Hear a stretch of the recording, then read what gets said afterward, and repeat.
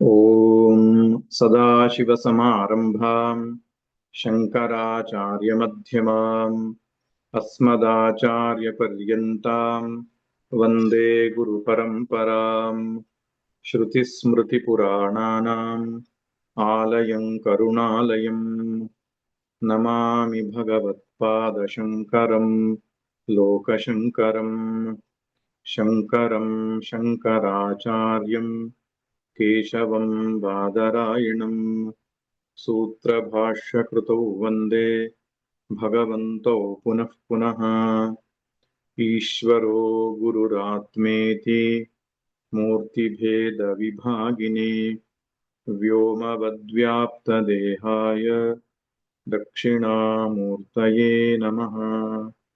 ದಕ್ಷಿಣಾಮೂರ್ತಯೇ ನಮಃ. ವಸುದೇವಸುತಂ ದೇವಂ ಕಂಸಚಾಣೂರಮರ್ದನಂ ದೇವಕೀ ಪರಮಾನಂದಂ ಕೃಷ್ಣಂ ವಂದೇ ಜಗದ್ಗುರುಂ. ಕೃಷ್ಣಂ ವಂದೇ ಜಗದ್ಗುರುಂ. ಹರಿ ಓಂ. 10ನೇ ಅಧ್ಯಾಯದ 3ನೆಯ ವಿಷಯದ ಚರ್ಚೆಯನ್ನು ನಾವು ಮಾಡ್ತಾ ಇದ್ದೆವು. ಅರ್ಜುನನು ಶ್ರೀಕೃಷ್ಣನಲ್ಲಿ ಪ್ರಾರ್ಥನೆ ಮಾಡಿದ್ದು ಮತ್ತು ಸ್ತುತಿ ಮಾಡಿದ್ದು ಮತ್ತು ಅವನಲ್ಲಿ ಪ್ರಾರ್ಥನೆ ಮಾಡಿದ್ದು 12ನೇ ಶ್ಲೋಕದಿಂದ 18ನೇ ಶ್ಲೋಕದವರೆಗೆ ಕೃಷ್ಣನನ್ನ ಹೇಗೆ ಸ್ತುತಿ ಮಾಡಿದ ಎಂಬುದಾಗಿ ನೋಡಿದ್ದೆವು. ಭಗವಂತನೇ, ನಿನ್ನ ಸ್ವರೂಪವನ್ನ ನೀನೊಬ್ಬನೇ ಚೆನ್ನಾಗಿ ಅರಿತಿರುವೆ, ಬೇರೆ ಯಾರು ಅದನ್ನ ತಿಳಿಯಲಾರರು. ಹಾಗಾಗಿ ನೀನೇ ಅದನ್ನ ತಿಳಿಸಬೇಕು ಎನ್ನುವುದು ಮುಂದಿನ ವಿಷಯ. ಶ್ಲೋಕ ಸಂಖ್ಯೆ 16ರಲ್ಲಿ ಹೇಳ್ತಾನೆ, ವಕ್ತುಮರ್ಹಸ್ಯ ಶೇಷೇಣ ದಿವ್ಯಾಖ್ಯಾತ್ಮ ವಿಭೂತಯಃ ಯಾಭಿರ್ವಿಭೂತಿಭಿರ್ಲೋಕಾನ್ ಇಮಾಸ್ತ್ವಂ ವ್ಯಾಪ್ಯ ತಿಷ್ಠಸಿ. ಹೀ ಅಂದ್ರೆ ಖಂಡಿತವಾಗಿಯೂ ಅಂತ, ನಿಶ್ಚಯವಾಗಿಯೂ. ಯಾಭಿಃ ವಿಭೂತಿಭಿಃ ತ್ವಂ ಇಮಾನ್ ಲೋಕಾನ್ ವ್ಯಾಪ್ಯ ತಿಷ್ಠತಿ. ಯಾವ ವಿಭೂತಿಗಳಿಂದ ನೀನು ಈ ಲೋಕಗಳನ್ನ ವ್ಯಾಪಿಸಿ ಇರುತ್ತೀಯೋ, ದಿವ್ಯಾಹ ಆತ್ಮವಿಭೂತಯಃ ಅಶೇಷೇಣ ವಕ್ತುಂ ಅರ್ಹಸಿ. ದಿವ್ಯವಾದ ಆ ನಿನ್ನ ವಿಭೂತಿಗಳನ್ನು ಅಶೇಷೇಣ ಅಂದ್ರೆ ಸಂಪೂರ್ಣವಾಗಿ ವಕ್ತುಂ ಹೇಳಲು ಅರ್ಹಸಿ ಸಮರ್ಥನಾಗಿದ್ದೀಯಾ ಅಂದ್ರೆ ಹೇಳು ಅಂತ ಅರ್ಥ. ಇಲ್ಲಿ ಅರ್ಹಸಿ ಎಂಬ ಮಾತಿಗೆ ಅರ್ಥ ವಕ್ತುಂ ಅರ್ಹಸಿ, ನೀನು ಹೇಳಲಿಕ್ಕೆ ಸಮರ್ಥನಾಗಿದ್ದೀಯಾ. ಒಂದು ನಯವಾದಂತಹ ಆದೇಶ ಇದೆ ಇದರಲ್ಲಿ. ನೀವು ನಮಗೆ ತಿಳಿಸ್ಕೊಡ್ಲಿಕ್ಕೆ ಅರ್ಹರಾಗಿದ್ದೀರಿ ಅಂದ್ರೆ ತಿಳಿಸ್ಕೊಡಿ ಅಂತ ಅರ್ಥ. ಅದು ಹೇಳುವ ರೀತಿ, ಸೌಜನ್ಯದಿಂದ ಏನು ಅಭಿಪ್ರಾಯವನ್ನು ವ್ಯಕ್ತಪಡಿಸುವ ರೀತಿ. ಹಿಂದೆಲ್ಲ ಪ್ರಾಚೀನರು ಮಾತಾಡುವಾಗ ಕೇಳ್ತೇವೆ, ವಿದ್ವಾಂಸರಲ್ಲಿ ಬನ್ನಿ ಅಂತ ಹೇಳ್ತಿರ್ಲಿಲ್ಲ, ಬರೋಣವಾಗ್ಲಿ ಕುಳಿತುಕೊಳ್ಳೋಣವಾಗ್ಲಿ ಹೀಗೆ ಪ್ರಯೋಗ ಮಾಡ್ತಿದ್ರು. ಆದರೆ ಅಲ್ಲೊಂದು ಆದೇಶ ಇರ್ತಿರ್ಲಿಲ್ಲ, ನಯವಾದಂತಹ ಒಂದು ಪ್ರಾರ್ಥನೆಯ ರೂಪದ ಒಂದು ಬೇಡಿಕೆ. ಹಾಗೆ ಗೌರವಪೂರ್ವಕವಾಗಿ ಅರ್ಜುನ ಕೃಷ್ಣನನ್ನು ಕೇಳ್ಕೊಳ್ತಾ ಇದ್ದಾನೆ, ನೀನು ವಕ್ತುಂ ಅರ್ಹಸಿ ಅಂದ್ರೆ ನನಗೆ ಹೇಳುವವನಾಗು ಅಂತಾನೆ ಅರ್ಥ ಆಗುತ್ತೆ. ಏನನ್ನ ಹೇಳಲಿಕ್ಕೆ ಕೇಳ್ಕೊಳ್ತಿದ್ದಾನೆ ಅಂದ್ರೆ, ಯಾವ ವಿಭೂತಿಗಳಿಂದ ಈ ಲೋಕವನ್ನೆಲ್ಲ ಭಗವಂತ ವ್ಯಾಪಿಸಿ ಇದ್ದಾನ ಅಂತ. ಲೋಕಗಳು ಅಂದ್ರೆ ಸಪ್ತ ಊರ್ಧ್ವ ಸಪ್ತ ಅಧೋಲೋಕಗಳು, 14 ಲೋಕಗಳು ಅಂತ ನಾವೇನು ಹೇಳ್ತೇವೆ. ಎಲ್ಲವೂ ಭಗವಂತನ ತೋರ್ಕಿಗಳೇ, ಭಗವಂತನ ವಿಭೂತಿಗಳೇ. ಆದರೆ ಕೃಷ್ಣನೇ ಹೇಳ್ತಾನೆ 10ನೇ ಅಧ್ಯಾಯದ ಕೊನೆಯಲ್ಲಿ, ವಿಷ್ಟಭ್ಯಾಹಮಿದಂ ಕೃಷ್ಣಂ ಏಕಾಂಶೇನ ಸ್ಥಿತೋ ಜಗತ್ ಅಂತ. ಈ ಜಗತ್ತಿನಲ್ಲಿ ಅವನ ವಿಭೂತಿಗಳೆಲ್ಲ ಏನಿದೆ ಅದು ಏಕಾಂಶ, ಅಂದ್ರೆ ಒಂದು ಅಂಶ ಅಂತ. ಪಾದೋಸ್ಯ ಭೂತಾನಿ ತ್ರಿಪಾದಸ್ಯಾಮೃತಂ ದಿವಿ ಅಂತ ಪುರುಷ ಸೂಕ್ತದಲ್ಲಿ ಹೇಳಿದ ಹಾಗೆ, ಒಂದು ಪಾದ, ಒಂದು ಅಂಶ ಮಾತ್ರ ಈ ಲೋಕಗಳೆಲ್ಲ ಇರುವಂಥದ್ದು. ಅತ್ಯತಿಷ್ಠದ್ದಶಾಂಗುಲಂ, ಅದನ್ನು ಮೀರಿಯೂ ಭಗವಂತ ಇದ್ದಾನೆ. ನಮಗೆ ತೋರುತ್ತಿರುವ ಅಥವಾ ಬ್ರಹ್ಮಾಂಡದಲ್ಲಿ ಅಭಿವ್ಯಕ್ತವಾಗುತ್ತಿರುವ ಅವನ ವಿಭೂತಿಗಳೆಲ್ಲ ಅದು ಸ್ವಲ್ಪವೇ. ಆ ವಿಭೂತಿಗಳಲ್ಲಿ ದಿವ್ಯಾಹ ಆತ್ಮವಿಭೂತಯ, ದಿವ್ಯವಾದದ್ದನ್ನ ಆತ್ಮವಿಭೂತಯ ಅಂದ್ರೆ ತನ್ನ ವಿಭೂತಿಗಳನ್ನಂತ ಅರ್ಥ. ಇದು ರಿಫ್ಲೆಕ್ಸಿವ್ ಪ್ರೊನೌನ್ ಅಂತ ಹೇಳ್ತಾರೆ. ಪ್ರತಿಬಿಂಬವಾದ ಸರ್ವನಾಮ ಅಂತ ಹೇಗೆ ಹೇಳ್ತಾರೋ ಗೊತ್ತಿಲ್ಲ. ಅಂದ್ರೆ ತಾವು, ತಮ್ಮ, ಈ ರೀತಿಯಾದ ಪ್ರಯೋಗ. ಆತ್ಮವಿಭೂತಯ ಅಂದ್ರೆ ನಿನ್ನ ವಿಭೂತಿಗಳನ್ನು ಅಂತ ಅರ್ಥ. ಅಂದ್ರೆ ತನ್ನ ವಿಭೂತಿಗಳನ್ನ ಅಂತ ಪ್ರಯೋಗ ಆಗಿದೆ. ಅದರಲ್ಲಿ ದಿವ್ಯವಾದದ್ದನ್ನ ಹೇಳು ಅಂತ ಹೇಳ್ತಾನೆ, ಅಲೌಕಿಕವಾದದ್ದನ್ನು ಹೇಳು ಅಂತ. ಅಂದ್ರೆ ಎಲ್ಲವೂ ಭಗವಂತನ ವಿಭೂತಿ. ಜಗತ್ತಿನಲ್ಲಿ ಕಾಣುವಂತಹ ವಸ್ತುಗಳು, ನಡೆಯುವಂತಹ ಕ್ರಿಯೆಗಳು ಎಲ್ಲವೂ ಭಗವಂತನ ಗುಣಗಳೇ, ಭಗವಂತನ ಮಹಿಮೆಯೇ. ಅದಕ್ಕೆ ಮಹಾತ್ಮರೊಬ್ರು ಹೇಳ್ತಾ ಇದ್ರು, ವಿಷ್ಣು ಸಹಸ್ರನಾಮದಲ್ಲಿ ಆರಿಸಿರುವ 1000 ನಾಮಗಳು ವಿಶೇಷವಾದ ನಾಮಗಳು ಅಷ್ಟೇನೆ. ಅವನ ನಾಮಗಳು 1000 ಅಂತ ಅರ್ಥ ಅಲ್ಲ, ಅದು ಅಸಂಖ್ಯ ಅನಂತ ನಾಮಗಳು. ಅಲ್ಲಿ ಯಾನಿ ನಾಮಾನಿ ಗೌಣಾನಿ ವಿಖ್ಯಾತಾನಿ ಮಹಾತ್ಮನಃ ಋಷಿಭಿಃ ಪರಿಗೀತಾನಿ. ಗುಣವಾಚಕ ಶಬ್ದಗಳನ್ನ ಋಷಿಗಳು ಹೇಳಿರ್ತಕ್ಕಂಥದ್ದು, ಶಾಸ್ತ್ರಗಳಲ್ಲಿ ಉಲ್ಲೇಖಿಸಿರುವಂಥದ್ದನ್ನಷ್ಟೇ 1000 ನಾಮಗಳನ್ನು ಆಯ್ದುಕೊಂಡಿವೆ. ಹಾಗಾದ್ರೆ ಅವನ ನಾಮಗಳೆಷ್ಟು, ಅವನ ರೂಪಗಳೆಷ್ಟು, ಅವನ ನಾಮಗಳಷ್ಟು. ರೂಪಗಳು ಅಸಂಖ್ಯ, ನಾಮಗಳು ಅಸಂಖ್ಯ, ಗುಣಗಳು ಅಸಂಖ್ಯ, ವಿಭೂತಿಗಳು ಅಸಂಖ್ಯ. ಮಹಾತ್ಮರೊಬ್ಬರು ಹೇಳುವ ಹಾಗೆ, ನದಿಯ ನೀರು ಹರಿಯುವಾಗ ಜುಳು ಜುಳು ಶಬ್ದ ಮಾಡುವುದು ಕೂಡ ಭಗವಂತನ ನಾಮವೇ. ಗಾಳಿ ಬೀಸುವಾಗ ಅದರಲ್ಲಿ ಬರ್ತಕ್ಕಂತಹ ಒಂದು ಧ್ವನಿ ಏನಿದೆ ಅದು ಭಗವಂತನ ನಾಮವೇ. ಬೆಂಕಿ ಉರಿಯುವಾಗ ಚಟ ಚಟ ಅಂತ ಏನು ಶಬ್ದ ಬರ್ತದೆ ಅದು ಭಗವಂತನ ನಾಮವೇ. ಆಕಾಶದಿಂದ ವರ್ಷಧಾರೆಯಾಗುವಾಗ ಏನೊಂದು ಶಬ್ದ ಬರ್ತದೆ ಅದು ಭಗವಂತನ ನಾಮವೇ. ಭಕ್ತಿಯ ಚಿಲಿಪಿಲಿ ಕಲರವಗಳೆಲ್ಲವೂ ಅವನ ನಾಮವೇ. ಅಂದ್ರೆ ಪ್ರತಿಯೊಂದು ಅವನ ವಿಭೂತಿ. ಆದರೆ ಧ್ಯಾನಕ್ಕೆ ನಮಗೆ ಆಯ್ಕೆ ಮಾಡಿಕೊಳ್ಬೇಕಾದ್ದು ದಿವ್ಯವಾದದ್ದು ಅಂತ, ಅಲೌಕಿಕವಾದದ್ದು. ಯಾವುದನ್ನ ನೋಡಿದಾಗ, ಸ್ಮರಿಸಿದಾಗ ನಮ್ಮ ಮನಸ್ಸು ಆ ಶ್ರೇಷ್ಠವಾದ ಭಾವಕ್ಕೆ ಹೋಗ್ತದೋ ಅಂತಹ ವಿಭೂತಿಗಳನ್ನು ಹೇಳು ಅಂತ. ಜಿರಳೆಯಲ್ಲಿ ಇರುವಂಥದ್ದು ಭಗವಂತನ ವಿಭೂತಿ, ಹಲ್ಲಿಯಲ್ಲಿರುವುದು ಭಗವಂತನ ವಿಭೂತಿ. ಅದು ಕೊಚ್ಚೆಯೋ ಅಥವಾ ಪವಿತ್ರವಾದ ವಸ್ತುವೋ, ಭಗವಂತನಲ್ಲದೆ ಇರುವಂಥದ್ದೇನು? ಪಾಲೇನು ಪೇಲೇನು ಮಂಕುತಿಮ್ಮ ಅಂತ ಟಿ.ವಿ.ಜಿ ಹೇಳಿದಾಗ ಎಲ್ಲವೂ ಅವನ ಅಭಿವ್ಯಕ್ತಿ ಇರುವಾಗ ಆ ನೋಡುವ ದೃಷ್ಟಿ ನಮಗೆ ಬರಬೇಕು. ಎಲ್ಲವನ್ನೂ ಭಗವಂತ ಎಂಬ ನೋಡುವ ದೃಷ್ಟಿ ಬರಬೇಕಾದ್ರೆ ಮನಸ್ಸು ಅಷ್ಟು ಉನ್ನತೀಕರಣವಾಗಿರ್ಬೇಕು.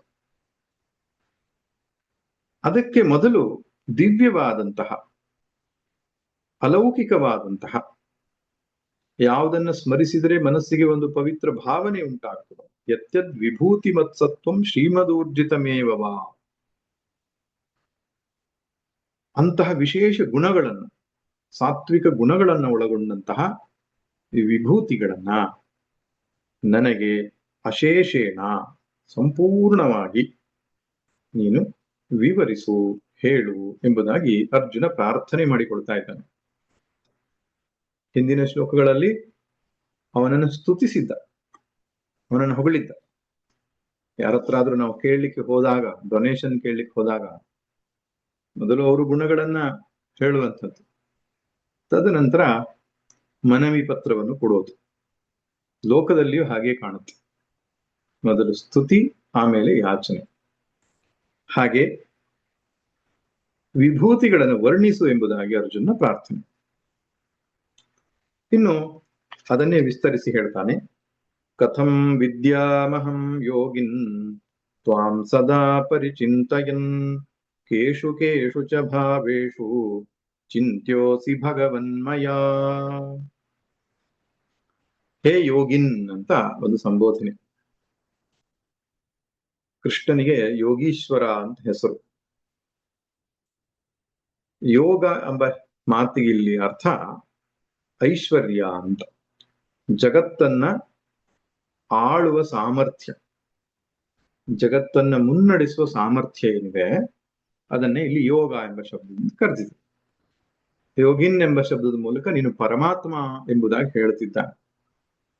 ಅಲ್ಲಿ ಅಣಿಮಾ ಗರಿಮಾ ಲಘಿಮಾ ಪ್ರಾಪ್ತಿ ಪ್ರಾಕಾಮ್ಯ ಈಶಿತ್ವ ವಶಿತ್ವಾದಿ ಅಷ್ಟ ಸಿದ್ಧಿಗಳ ಅಷ್ಟೇ ಸೀಮಿತವಾದಂತಹ ಯೋಗ ಅಲ್ಲ, ಸಮಸ್ತ ಜಗತ್ತಿನಲ್ಲಿ ಇರ್ತಕ್ಕಂತಹ ಯಾವ್ಯಾವ ಸಾಮರ್ಥ್ಯಗಳಿದೆಯೋ ಅದೆಲ್ಲವನ್ನು ಹೊಂದಿರುವವನು ಭಗವಂತ. ಆದ್ದರಿಂದ ಅವನು ಯೋಗಿ ಎಂಬ ಮಾತಿಗೆ ಅರ್ಥ. ಹೇ ಯೋಗಿನ್ ಸದಾ ಪರಿಚಿಂತಯನ್ ಅಹಂ ತ್ವಾಂ ಕಥಂ ವಿದ್ಯಾಂ. ಸದಾ ನಿನ್ನನ್ನ ಚಿಂತಿಸುತ್ತಾ ನಾನು ಹೇಗೆ ಅರಿತುಕೊಳ್ಳಲಿ ಎಂಬುದು ಮೊದಲನೇ ಪ್ರಶ್ನೆ. ಎರಡನೇ ಪ್ರಶ್ನೆ, ಕೇಷು ಕೇಷು ಚ ಭಾವೇಷು ಮಯಾ ಚಿಂತ್ಯ ಅಸಿ. ಯಾವ ಯಾವ ಭಾವಗಳಲ್ಲಿ ನೀನು ನನ್ನಿಂದ ಧ್ಯಾನಿಸಲ್ಪಡುತ್ತೀಯೇ, ಅಥವಾ ಯಾವ ಯಾವ ಭಾವಗಳಲ್ಲಿ ನಿನ್ನನ್ನು ನಾನು ಧ್ಯಾನಿಸಬೇಕು ಅಂತ. ಇಲ್ಲಿ ಭಾವ ಎಂಬ ಶಬ್ದಕ್ಕರ್ಥ ವಸ್ತು ಅಂತ. ಭಾವೇಶು ವಸ್ತುಷು ಚಿಂತ್ಯೋಸಿ ಧ್ಯೇಯೋಸಿ ಅಂತ. ಈ ಎರಡನೇ ಪ್ರಶ್ನೆ ಕೇಳುವಾಗ ಭಗವನ್ ಅಂತ ಸಂಬೋಧನೆ ಮಾಡಿದ್ದಾನೆ. ಮೊದಲನೇ ಪ್ರಶ್ನೆಗೆ ಯೋಗಿನ್, ಎರಡನೇ ಪ್ರಶ್ನೆಗೆ ಭಗವನ್. ಭಗವನ್ ಎಂಬ ಶಬ್ದದ ಅರ್ಥ ನಾವು ಹಿಂದೆಯೂ ನೋಡಿದ್ದೇವೆ. ಭಗವಾನ್ ಅಥವಾ ಭಗವನ್ ಅಂದ್ರೆ ವನ್ ಅಥವಾ ವಾನ್ ಎಂಬ ಮಾತಿಗೆ ಅರ್ಥ ಹೊಂದಿರುವವನು ಅಂತ ಅರ್ಥ. ಭಗವನ್ನು ಹೊಂದಿರುವವನು ಭಗವಾನ್ ಅಥವಾ ಭಗವನ್. ಭಗ ಅಂತ ಹೇಳಿದ್ರೆ ಸಂಪತ್ತು ಅಂತ ಅರ್ಥ. ಷಡ್ಗುಣ ಐಶ್ವರ್ಯವನ್ನು ಹೊಂದಿರುವವನು. ಯಾವುದು ಆ ಷಟ್ ಐಶ್ವರ್ಯಗಳು ಅಂದ್ರೆ ಐಶ್ವರ್ಯಸ್ಯ ಸಮಗ್ರಸ್ಯ ಧರ್ಮಸ್ಯ ಯಶಸ ಶ್ರಿಯ ವೈರಾಗ್ಯಸ್ಯಾಥ ಮೋಕ್ಷಸ್ಯ ಷಣ್ಣಾಂ ಭಗ ಇತೀರಣ ಅಂತ ಹೇಳ್ತಾರೆ. ಐಶ್ವರ್ಯ ಅಂದ್ರೆ ಆಳುವ ಸಾಮರ್ಥ್ಯ, ಸಮಗ್ರ ಆಳುವ ಸಾಮರ್ಥ್ಯವನ್ನು ಹೊಂದಿರ್ತಾನೆ. ಧರ್ಮಸ್ಯ, ಧರ್ಮ ಅಂದ್ರೆ ಪುಣ್ಯ. ಯಶಸ್ಸು ಅಂದ್ರೆ ಕೀರ್ತಿ. ಧರ್ಮಸ್ಯ ಯಶಸ್ ಐಶ್ವರ್ಯಸ್ಯ ಸಮಗ್ರಸ್ಯ ಧರ್ಮಸ್ಯ ಯಶಸ ವೈರಾಗ್ಯಸ್ಯಾಥ ಮೋಕ್ಷಸ್ಯ. ವೈರಾಗ್ಯ ಮತ್ತು ಮೋಕ್ಷ ಈ ಆರು ಸಂಪತ್ತನ್ನ ಯಾವನು ಹೊಂದಿದ್ದಾನೋ ಅವನಿಗೆ ಭಗವಾನ್ ಎಂಬುದಾಗಿ ಕರೀತಾರೆ. ಈ ಎರಡನೇ ಸಂಬೋಧನೆಯನ್ನು ಹೇಳಿ ಯಾವ ಯಾವ ಭಾವಗಳಲ್ಲಿ ನಾನು ಚಿಂತಿಸಬೇಕು ಅನ್ನೋ ಎರಡನೇ ಪ್ರಶ್ನೆಯನ್ನು ಇಡ್ತಾನೆ. ಅಂದ್ರೆ ಧ್ಯೇಯಕ್ಕೆ ಯಾವ್ಯಾವ ರೂಪವನ್ನು ಆಯ್ದುಕೊಳ್ಳಬೇಕು ಅಂತ. ಈ ಎರಡು ಪ್ರಶ್ನೆಗಳ ತಾತ್ಪರ್ಯ ಏನು ಅಂದ್ರೆ, ಮೊದಲನೇದು ನಿನ್ನನ್ನು ಅರಿಯುವುದು ಹೇಗೆ ಅಂತ, ಎರಡನೇದು ನಿನ್ನನ್ನ ಧ್ಯಾನಿಸುವುದು ಹೇಗೆ, ಭಾವಿಸುವುದು ಹೇಗೆ ಅಂತ. ಎರಡನ್ನೂ ನನಗೆ ತಿಳಿಸ್ಕೊಡು ಅಂತ ಹೇಳ್ತಿದ್ದಾನೆ. ಅರ್ಜುನಿಗೆ ಸ್ಪಷ್ಟವಾಗಿ ಗೊತ್ತಿದೆ, ಭಗವಂತನು ಕೊಟ್ಟ ಕೊನೆಯಲ್ಲಿ ಅರಿಯುವುದರಿಂದಲೇ ತಿಳಿಯಲ್ಪಡ್ಬೋದು. ಅವನನ್ನ ಸರಿಯಾಗಿ ತಿಳಿಯುವುದರಿಂದಲೇ ಅವನಲ್ಲಿ ನಾನು ಒಂದಾಗಬೇಕು ಎನ್ನುವುದು ಗೊತ್ತಿದೆ ಅವನಿಗೆ. ಆ ಅರಿವು ಜ್ಞಾನ ಬರಬೇಕಾದ್ರೆ ಅವನನ್ನು ಸದಾ ಚಿಂತಿಸಬೇಕು ಅನ್ನೋದು ಗೊತ್ತಿದೆ. ಹೇಗೆ ಭಗವಂತನೇ ಹೇಳಿದ್ದಾನೆ, ಅನನ್ಯ ಚೇತಾ ಸತತಂ ಯೋ ಮಾಂ ಸ್ಮರತಿ ನಿತ್ಯಶಃ ತಸ್ಯಾಹಂ ಸುಲಭ ಪಾರ್ಥ ನಿತ್ಯಯುಕ್ತಸ್ಯ ಯೋಗಿನಃ. ಅನನ್ಯ ಚೇತನಾಗಿ ನನ್ನನ್ನು ಭಜಿಸಿದರೆ ಅವರಿಗೆ ಸುಲಭವಾಗಿ ನಾನು ದೊರಕ್ತೇನೆ ಅಂತ ಅವನೇ ಹೇಳಿದ್ದಾನೆ. ಆದ್ರಿಂದ ಸದಾ ಪರಿಚಿಂತಯನ್, ಈ ಸದಾ ಪರಿಚಿಂತೆಯನ್ನೆಂಬ ಮಾತಿಗೆ ಅರ್ಥ ವಿಶ್ವರೂಪ ಧ್ಯಾನ ಅಂತ. ಯಾವಾಗಲೂ ಈಶ್ವರನನ್ನು ಚಿಂತಿಸಬೇಕು ಅಂದ್ರೆ ಅವನನ್ನು ವಿಶ್ವರೂಪನಾಗಿ ನೋಡಿದರೆ ಮಾತ್ರ ಸಾಧ್ಯ. ಇಲ್ಲದಿದ್ರೆ ಪೂಜೆ ಆದ್ಮೇಲೆ ಹೊರಗಡೆ ಕೆಲ್ಸಕ್ಕೆ ಹೋಗುವಾಗ ನಮ್ಗೆ ಅವನನ್ನು ಚಿಂತಿಸ್ಲಿಕ್ಕೆ ಆಗಲ್ಲ. ಕಾರ್ಯ ಪ್ರಪಂಚದಲ್ಲಿ ತೊಡಗಿರ್ತೇವೆ, ಮರ್ತು ಹೋಗಿರುತ್ತೆ, ನಾಮಸ್ಮರಣೆ ಮಾಡ್ಲಿಕ್ಕೂ ಆಗಲ್ಲ. ಆದ್ರೆ ಕರ್ಮವನ್ನೇ ಈಶ್ವರರು ಆರಾಧನೆ ಎಂದುಕೊಂಡಾಗ ಹೊರಗಡೆ ಇದ್ದಾಗಲೂ ಅವನನ್ನು ಚಿಂತಿಸಬಹುದು. ಆದ್ದರಿಂದ ವಿಶ್ವರೂಪ ಭಕ್ತಿ ಮಾಡಿದ್ರೆ ಮಾತ್ರವೇ ಸದಾ ಪರಿಚಿಂತೆಯನ್ ಸಾಧ್ಯವಾಗೋದು. ಆ ವಿಶ್ವರೂಪ ಭಕ್ತಿ ಮಾಡಿದವನಿಗೆ ಜ್ಞಾನ ಪ್ರಾಪ್ತಿಯಾಗತ್ತೆ ಎಂಬುದನ್ನು ಹೇಳಿದ್ದಾನೆ. ಆದ್ರಿಂದ ಸದಾ ಪರಿಚಿಂತೆಯನ್ ಅಹಂ ತ್ವಾಂ ಕಥಂ ವಿದ್ಯಾಂ, ಹೇಗೆ ನಾನು ನಿನ್ನನ್ನ ಆ ವಿಶ್ವರೂಪ ಉಪಾಸನೆಯನ್ನ ಮಾಡ್ತಾ ನಿನ್ನನ್ನ ಅರಿತುಕೊಳ್ಳಲಿ ಅದನ್ನು ನನಗೆ ತಿಳಿಸ್ಕೊಡು. ಉಪಾಸನೆ, ವಿಶ್ವರೂಪ ಉಪಾಸನೆಯ ರೀತಿಯನ್ನು ನನಗೆ ಹೇಳ್ಕೊಡು. ಆ ಮೂಲಕವಾಗಿ ನಿನ್ನ ಯಥಾರ್ಥ ಜ್ಞಾನ ನನಗೆ ದೊರಕಬೇಕಾಗಿದೆ. ಅಷ್ಟೇ ಅಲ್ಲ, ಏಕರೂಪ ಭಕ್ತಿ ಅಂದ್ರೆ ಇಷ್ಟ ದೇವತಾ ಉಪಾಸನೆ ಎಂಬುದಾಗಿ ಹೇಳ್ತಾರಲ್ಲ, ಅದನ್ನು ನನಗೆ ಹೇಳ್ಕೊಡು. ಅಂದ್ರೆ ಆ ವಿಭೂತಿಯನ್ನು ಹೇಳುವುದ್ರ ಮೂಲಕವಾಗಿ, ನಿನ್ನ ವಿಶೇಷ ಅಭಿವ್ಯಕ್ತಿಯನ್ನು ಹೇಳುವುದ್ರ ಮೂಲಕವಾಗಿ ಯಾವ್ಯಾವ ರೀತಿಯಲ್ಲಿ ನಾನು ನಿನ್ನನ್ನು ಮೆಡಿಟೇಟ್ ಮಾಡ್ಬೋದು, ಧ್ಯಾನ ಮಾಡ್ಬೋದು. ನಮ್ಮಲ್ಲಿ ಉಪಾಸನೆಯಲ್ಲಿ ಎರಡು ಆಲಂಬನೆ ಎಂಬುದಾಗಿ ಹೇಳ್ತಾರೆ. ಉಪಾಸನೆ ಮಾಡಲಿಕ್ಕೆ ಯಾವೊಂದು ಧ್ಯೇಯ ವಸ್ತುವನ್ನ ತೆಗೆದುಕೊಳ್ತೇವೋ ಆ ಧ್ಯೇಯ ವಸ್ತುವಿಗೆ ಆಲಂಬನ ಅಂತ ಹೇಳ್ತಾರೆ. ಕಠೋಪನಿಷತ್ತಿನ ಸಂದರ್ಭದಲ್ಲಿ ನೋಡಿದ್ದೇವೆ, ಏತದಾಲಂಬನಂ ಶ್ರೇಷ್ಠಮೇತದಾಲಂಬನಂ ಪರಂ ಏತದಾಲಂಬನಂ ಜ್ಞಾತ್ವಾ ಬ್ರಹ್ಮಲೋಕೆ ಮಹೀಯಸೆ. ಅಲ್ಲಿ ಓಂಕಾರ ಎನ್ನುವ ಆಲಂಬನೆಯನ್ನು ಇಟ್ಟುಕೊಂಡು ಹೇಗೆ ಧ್ಯಾನವನ್ನು ಮಾಡಬೇಕು ಎನ್ನುವ ಚಿಂತನೆ ಬಂದಿತ್ತು. ಆ ಸಂದರ್ಭದಲ್ಲಿ ನಾವು ನೋಡಿದೆವು, ಎರಡು ರೀತಿಯ ಆಲಂಬನೆಗಳು ಇದೆ. ಒಂದು ಪ್ರತಿಮಾ, ಇನ್ನೊಂದು ಪ್ರತೀಕ ಅಂತ. ಪ್ರತಿಮಾ ಆಲಂಬನ ಅಂತ ಹೇಳಿದ್ರೆ ಭಗವಂತನನ್ನ ಒಂದು ರೂಪದಲ್ಲಿ ನೋಡುವಂಥದ್ದು. ನಮ್ಮ ಹಾಗೆ ಮುಖ, ಕಣ್ಣು, ಕೈಕಾಲುಗಳು ಉಳ್ಳಂತಹ ಒಂದು ವ್ಯಕ್ತಿಯ ರೂಪದಲ್ಲಿ ನೋಡುವಂಥದ್ದು. ಅದು ವಿಶೇಷವಾಗಿ ಪುರಾಣಗಳಲ್ಲಿ, ಆಗಮಗಳಲ್ಲಿ ಆ ರೀತಿಯಾದ ಚಿತ್ರಣ ನಮಗೆ ಕಾಣಿಸ್ತದೆ. ಅದನ್ನ ಪ್ರತಿಮಾ ಆಲಂಬನ ಎಂಬುದಾಗಿ ಹೇಳ್ತಾರೆ. ಆದ್ರೆ ಇನ್ನೊಂದು ರೀತಿಯ ಆಲಂಬನ ಅಂದ್ರೆ ಪ್ರತೀಕ ಆಲಂಬನ ಅಂತ. ಈಗ ಶಿವಲಿಂಗ ಅನ್ನುವಂಥದ್ದು ಪ್ರತೀಕ, ಶಾಲಿಗ್ರಾಮ ಅನ್ನೋದು ಪ್ರತೀಕ. ಒಮ್ಮೊಮ್ಮೆ ಪೂಜೆಯಲ್ಲಿ ಏನ್ ಮಾಡ್ತಾರೆ, ಅರಿಶಿಣವನ್ನ ಒಂದು ಗುಂಪಾಗಿಟ್ಟುಕೊಂಡು ಒಂದು ಮುದ್ದೆಯಾಗಿ ಮಾಡಿ ಅಲ್ಲಿ ಗಣಪತಿಯನ್ನ ಆವಾಹನೆ ಮಾಡ್ತಾರೆ. ಏತಸ್ಮಿನ್ ಹರಿದ್ರಾ ಬಿಂಬೆ ಸುಮುಖಂ ಮಹಾಗಣಪತಿ ಮಾವಾಹಯಾಮಿ. ಅಲ್ಲಿ ಗಣಪತಿ ಬಂದು ಕುಳಿತುಕೊಂಡ, ತದನಂತರ ಪೂಜೆ ಮುಂತ ವೀಳ್ಯದಲ್ಲೇ ಅಡಿಕೆಯಲ್ಲೂ ಕೂಡ ಗಣಪತಿಯನ್ನ ಆವಾಹನೆ ಮಾಡಿ ಪೂಜೆ ಮಾಡುವುದು ಕಾಣ್ತೇವೆ. ಇದೆಲ್ಲ ಪ್ರತೀಕಗಳು, ಅಂದ್ರೆ ಚಿಹ್ನೆಗಳು ಅಂತ ಅರ್ಥ. ಹೇಗೆ ಇಡೀ ದೇಶವನ್ನ ನಮಗೆ ಗೌರವಿಸಬೇಕು ಅಂತ ಆದ್ರೆ ಆ ದೇಶದ ಧ್ವಜವನ್ನ ಗೌರವಿಸಿದ್ರೆ ಸಾಕು. ಹಾಗೆ ಇಡೀ ವಿಶ್ವಾತ್ಮನಾದ ವಿರಾಟ್ ಸ್ವರೂಪನಾದ ಪರಮಾತ್ಮನನ್ನ ಒಂದು ಚಿಹ್ನೆಯ ರೂಪದಲ್ಲಿ ನೋಡುವಂಥದ್ದು ಪ್ರತೀಕ ಅಂತ ಕರೆಯಲ್ಪಡುತ್ತೆ. ಹೀಗೆ ಯಾವ ಯಾವ ಪ್ರತೀಕಗಳನ್ನು ಪ್ರಾಚೀನರು ಈ ಪ್ರತಿಮಾ ಆಲಂಬನೆಗಿಂತ ಹೆಚ್ಚು ಪ್ರತೀಕ ಆಲಂಬನೆಗಳನ್ನು ಆಶ್ರಯಿಸಿದ್ದನ್ನ ನಾವು ವೇದಗಳಲ್ಲಿ ಕಾಣುತ್ತೇವೆ, ಉಪನಿಷತ್ತುಗಳಲ್ಲಿ ಕಾಣ್ತೇವೆ. ಯಾವ ಯಾವ ಪ್ರತೀಕಗಳು, ಯಾವ ಯಾವ ವಿಭೂತಿಗಳು, ಯಾವ ಯಾವ ಆಲಂಬನೆಗಳು ನನಗೆ ಅನುಕೂಲವಾಗ್ತದೆ ಅವುಗಳನ್ನ ನೀನು ತಿಳಿಸುವವ ನಾವು ಎಂಬುದಾಗಿ ಇಲ್ಲಿ ಅರ್ಜುನ ಪ್ರಾರ್ಥನೆ ಮಾಡ್ಕೊಳ್ತಾ ಇದ್ದಾನೆ. ಮತ್ತು ಮುಂದುವರಿಸಿ ಹೇಳ್ತಾನೆ, ವಿಸ್ತರೇಣಾತ್ಮನೋ ಯೋಗಂ ವಿಭೂತಿಂಚ ಜನಾರ್ದನ ಭೂಯ ಕಥಯ ತೃಪ್ತಿರ್ಹಿ ಶೃಣ್ವತೋ ನಾಸ್ತಿ ಮೇ ಮೃತಂ. ಕೃಷ್ಣ ಅಕಸ್ಮಾತ್ ಯೋಚನೆ ಮಾಡ್ಬಿಡ್ಬೋದು, ಏನು ಹೇಳ್ಬಿಟ್ಟಿದ್ದೇನಲ್ಲ ನಿನ್ಗೆ, ಯಾವ್ಯಾವ ರೀತಿ ನನ್ನನ್ನು ಧ್ಯಾನ ಮಾಡಬೇಕು ಅಂತ ಈ ಮೊದಲೇ ಹೇಳ್ಬಿಟ್ಟಿದ್ದೇನಲ್ಲ. ಎಲ್ಲಿ ಹೇಳಿದ್ದಾನೆ? 7ನೇ ಅಧ್ಯಾಯದಲ್ಲಿ, 9ನೇ ಅಧ್ಯಾಯದಲ್ಲೆಲ್ಲ ಹೇಳಿದ್ದಾನೆ. ರಸೋಹಮಪ್ಸು ಕೌಂತೆಯ ಪ್ರಭಾಸ್ಮಿ ಶಶಿ ಸೂರ್ಯಯೋ ಪ್ರಣವತ್ ಸರ್ವ ವೇದೇಶು ಶಬ್ದಕ್ಕೆ ಪೌರುಷಂ ದೃಶು, ಈ ಮುಂತಾದ ವಾಕ್ಯಗಳು. ವೇದಗಳಲ್ಲಿ ನಾನು ಪ್ರಣವ, ನೀರಿನಲ್ಲಿ ನಾನು ರಸ, ಈ ಪ್ರಕಾರವಾಗಿ ಹೇಳಿದ್ದಾನೆ. ಹಾಗೆ 9ನೇ ಅಧ್ಯಾಯದಲ್ಲಿ ಅವನು ಅಹಂ ಕ್ರತುರಹಂ ಯಜ್ಞ ಸ್ವಧಾಹಮಹಮೌಷಧಂ ಪಿತಾಹಮಸ್ಯ ಜಗತಃ ಮಾತಾ ಧಾತಾ ಪಿತಾಮಹ, ಈ ಮುಂತಾದ ಮಾತುಗಳಲ್ಲಿ ವಿಭೂತಿಯನ್ನ ಅಂದ್ರೆ ಭಗವಂತನ ಪ್ರತೀಕಗಳನ್ನ ಆಲಂಬನೆಗಾಗಿ ಕೊಟ್ಟಿದ್ದಾನೆ.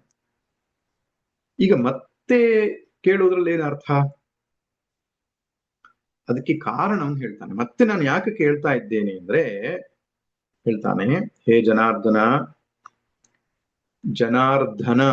ಜನಾರ್ದನ ಅಲ್ಪ ಪ್ರಾಣಧನ, ಅದು ಮಹಾಪ್ರಾಣಧನ ಅಲ್ಲ. ಜನಾರ್ದನ ಎಂಬ ಮಾತಿಗೆ ಎರಡು ಅರ್ಥ ಇದೆ. ಅರ್ಧು ಎನ್ನುವಂತಹ ಧಾತುವಿನಿಂದ ಆ ಶಬ್ದವನ್ನ ಉಂಟು ಮಾಡಿದ್ದಾರೆ. ಅರ್ಧ ಅಂದ್ರೆ ಹೋಗು ಅಂತ ಅರ್ಥ, ನಡೆಯುವುದು ಅಂತ ಒಂದು ಅರ್ಥ, ಬೇಡು ಅಂತ ಎರಡನೇ ಅರ್ಥ ಇದೆ. ಯಾಚನೆ ಮಾಡೋದು ಅಂತ ಎರಡನೇ ಅರ್ಥ, ಹೋಗೋದು ಅಂತ ಒಂದು ಅರ್ಥ, ಬೇಡುವುದು ಅಂತ ಎರಡನೇ ಅರ್ಥ ಇದೆ. ಸೊ ಎರಡು ಅರ್ಥಗಳಿಂದ ಎರಡು ರೀತಿಯ ಅರ್ಥವನ್ನು ಮಾಡಬಹುದು ಜನಾರ್ದನ ಎಂಬ ಶಬ್ದಕ್ಕೆ. ಶಂಕರ ಭಗವತ್ಪಾದರು ಅದನ್ನೇ ಬರೀತಾರೆ, ಅರ್ಧತೇಹೆ ಗತಿಕರ್ಮಣ ರೂಪಂ. ಅರ್ಧ ಧಾತುವಿಗೆ ಹೋಗುವುದು ಅಂತ ಅರ್ಥ.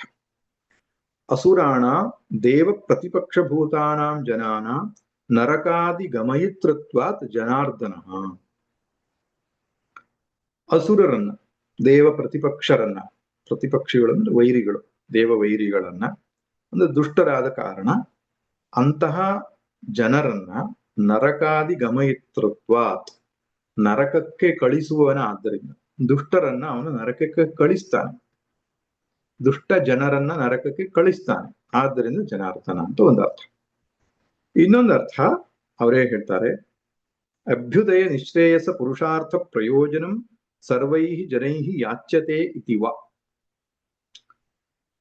ಜನೈ ಅರ್ಧ್ಯತೆ ಎಂಬ ಅರ್ಥವನ್ನು ಮಾಡಿ ಜನರಿಂದ ಪ್ರಾರ್ಥಿಸಲ್ಪಡುವವನು ಅಂತ. ಏನನ್ನು ಪ್ರಾರ್ಥಿಸಲ್ಪಡ್ತಾನೆ ಅಂದ್ರೆ ಅಭ್ಯುದಯ ನಿಶ್ರೇಯಸ ಪುರುಷಾರ್ಥ ಪ್ರಯೋಜನಂ.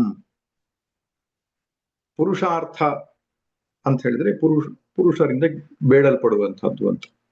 ಪುರುಷೈ ಅರ್ಥ್ಯತೆ ಇತಿ ಪುರುಷಾರ್ಥ. ಅಭ್ಯುದಯ ನಿಶ್ರೇಯಸ ಪುರುಷಾರ್ಥ.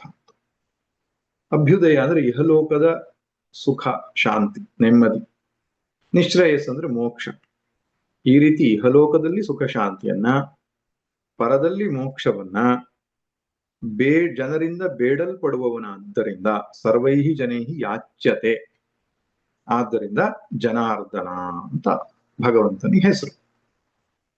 ದುಷ್ಟರನ್ನ ನರಕಕ್ಕೆ ಕಳಿಸೋದ್ರಿಂದ ಜನಾರ್ದನ,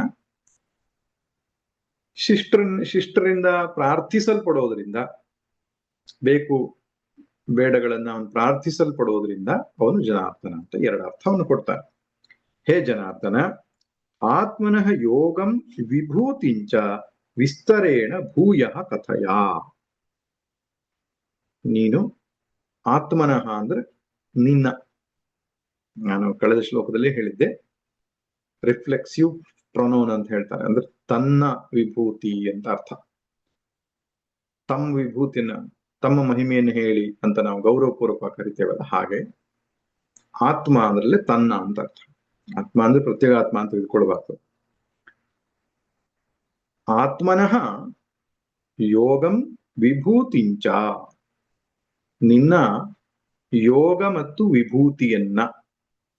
ಇಲ್ಲಿ ಗಮನಿಸಬೇಕಾದ ಅಂಶ ಏನಂದ್ರೆ, ಇದಕ್ಕೆ ವಿಭೂತಿ ಯೋಗ ಅಂತ ಹೆಸರಿಟ್ಟಿದ್ದಾರೆ ಸರಿ, ಭಗವಂತನ ವಿಭೂತಿಯನ್ನ ಮಾತ್ರ ಇಲ್ಲಿ ತಿಳಿಸ್ಲಿಕ್ಕೆ ಕೇಳ್ತಾ ಇಲ್ಲ ಅರ್ಜುನ, ನೀನು ಯೋಗವನ್ನು ತಿಳಿಸ್ಕೊಡು ಅಂತ ಹೇಳ್ತಿದ್ದಾನೆ. ಅಂದ್ರೆ ಯೋಗದ ವಿಷಯವಾಗಿ ಸ್ವಲ್ಪವಿದೆ, ವಿಭೂತಿ ವಿಸ್ತಾರವಾಗಿದೆ, ಆದ್ರಿಂದ ವಿಭೂತಿ ಯೋಗ ಅಂತ ಹೆಸರಿಟ್ಟಿದ್ದಾರೆ. ಆದ್ರೆ ಯೋಗ ಮತ್ತು ವಿಭೂತಿ ಎರಡನ್ನೂ ತಿಳಿಸು ನನಗೆ ಅಂತ ಅರ್ಜುನ ಕೇಳ್ತಾ ಇದ್ದಾನೆ, ಗಮನಿಸ್ಬೇಕು. ಎರಡು ಬೇರೆ ಅಂಶಗಳು. ಭಗವಂತನ ಯೋಗವನ್ನು ಕೇಳ್ತಿದ್ದಾನೆ, ಯೋಗವನ್ನು ತಿಳಿಸ್ಕೊಡು. ಯೋಗ ಅಂದ್ರೆ ಏನು? ಶಂಕರ ಹೇಳ್ತಾರೆ, ಯೋಗ ಯೋಗೈಶ್ವರ್ಯ ಶಕ್ತಿ ವಿಶೇಷಂ, ಅಸಾಧಾರಣವಾದ ಐಶ್ವರ್ಯ ಶಕ್ತಿ ಅನ್ನ ಯೋಗ ಅಂತ ಕರೀತಾರೆ. ಅಂದ್ರೆ ಭಗವಂತನ ಸಾಮರ್ಥ್ಯ. ಬಹುಸ್ಯಾಂ ಪ್ರಜಾ ಯೇತಿ ಸತಪೋತಪ್ಯತ ಇದಗಂ ಸರ್ವಮಸೃಜತ.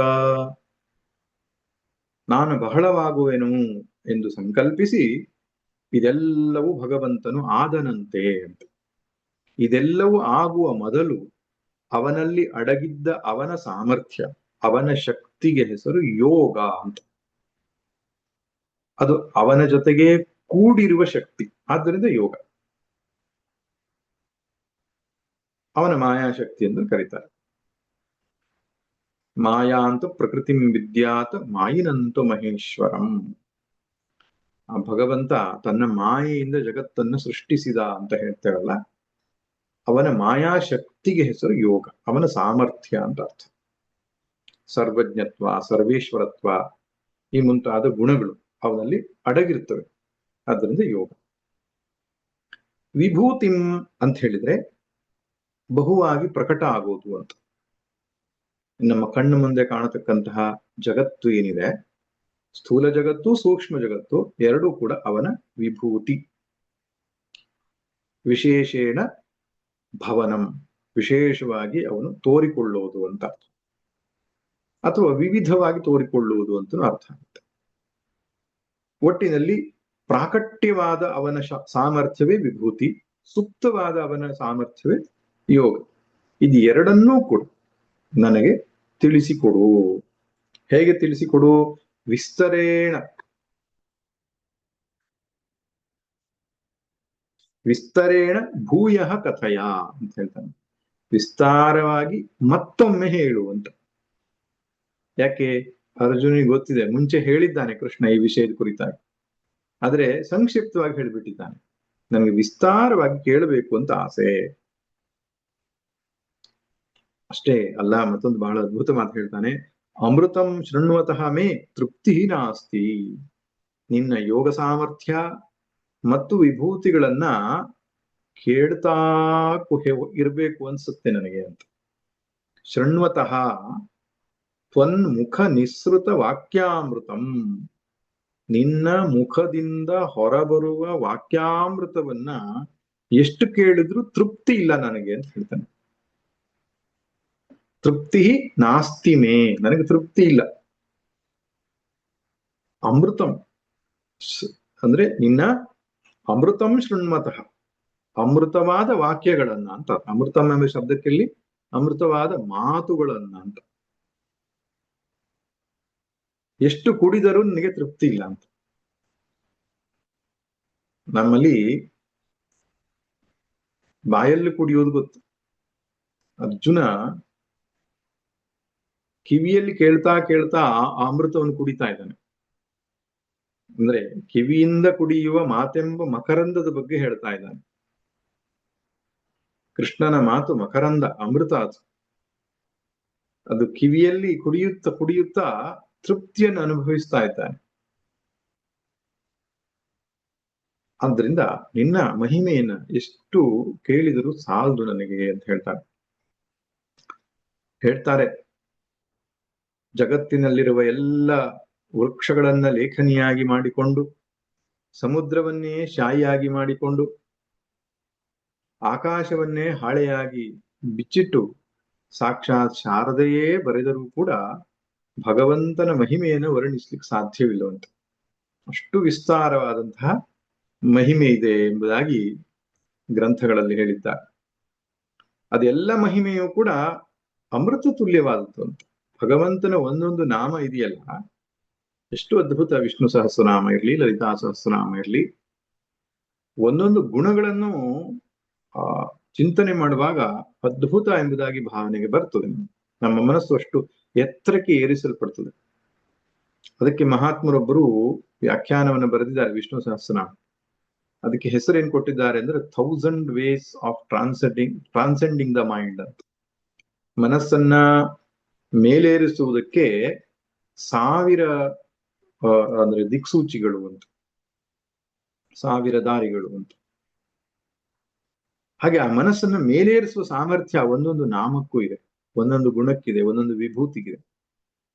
ಅದನ್ನು ಕೇಳಿ ಅವನು ಆನಂದಿಸ್ತಾ ಇದ್ದಾನೆ, ರಮಿಸ್ತಾ ಇದ್ದಾನೆ, ಅದರಲ್ಲಿ ಅದನ್ನ ಪ್ರಕಟಪಡಿಸಿದ್ದಾನೆ.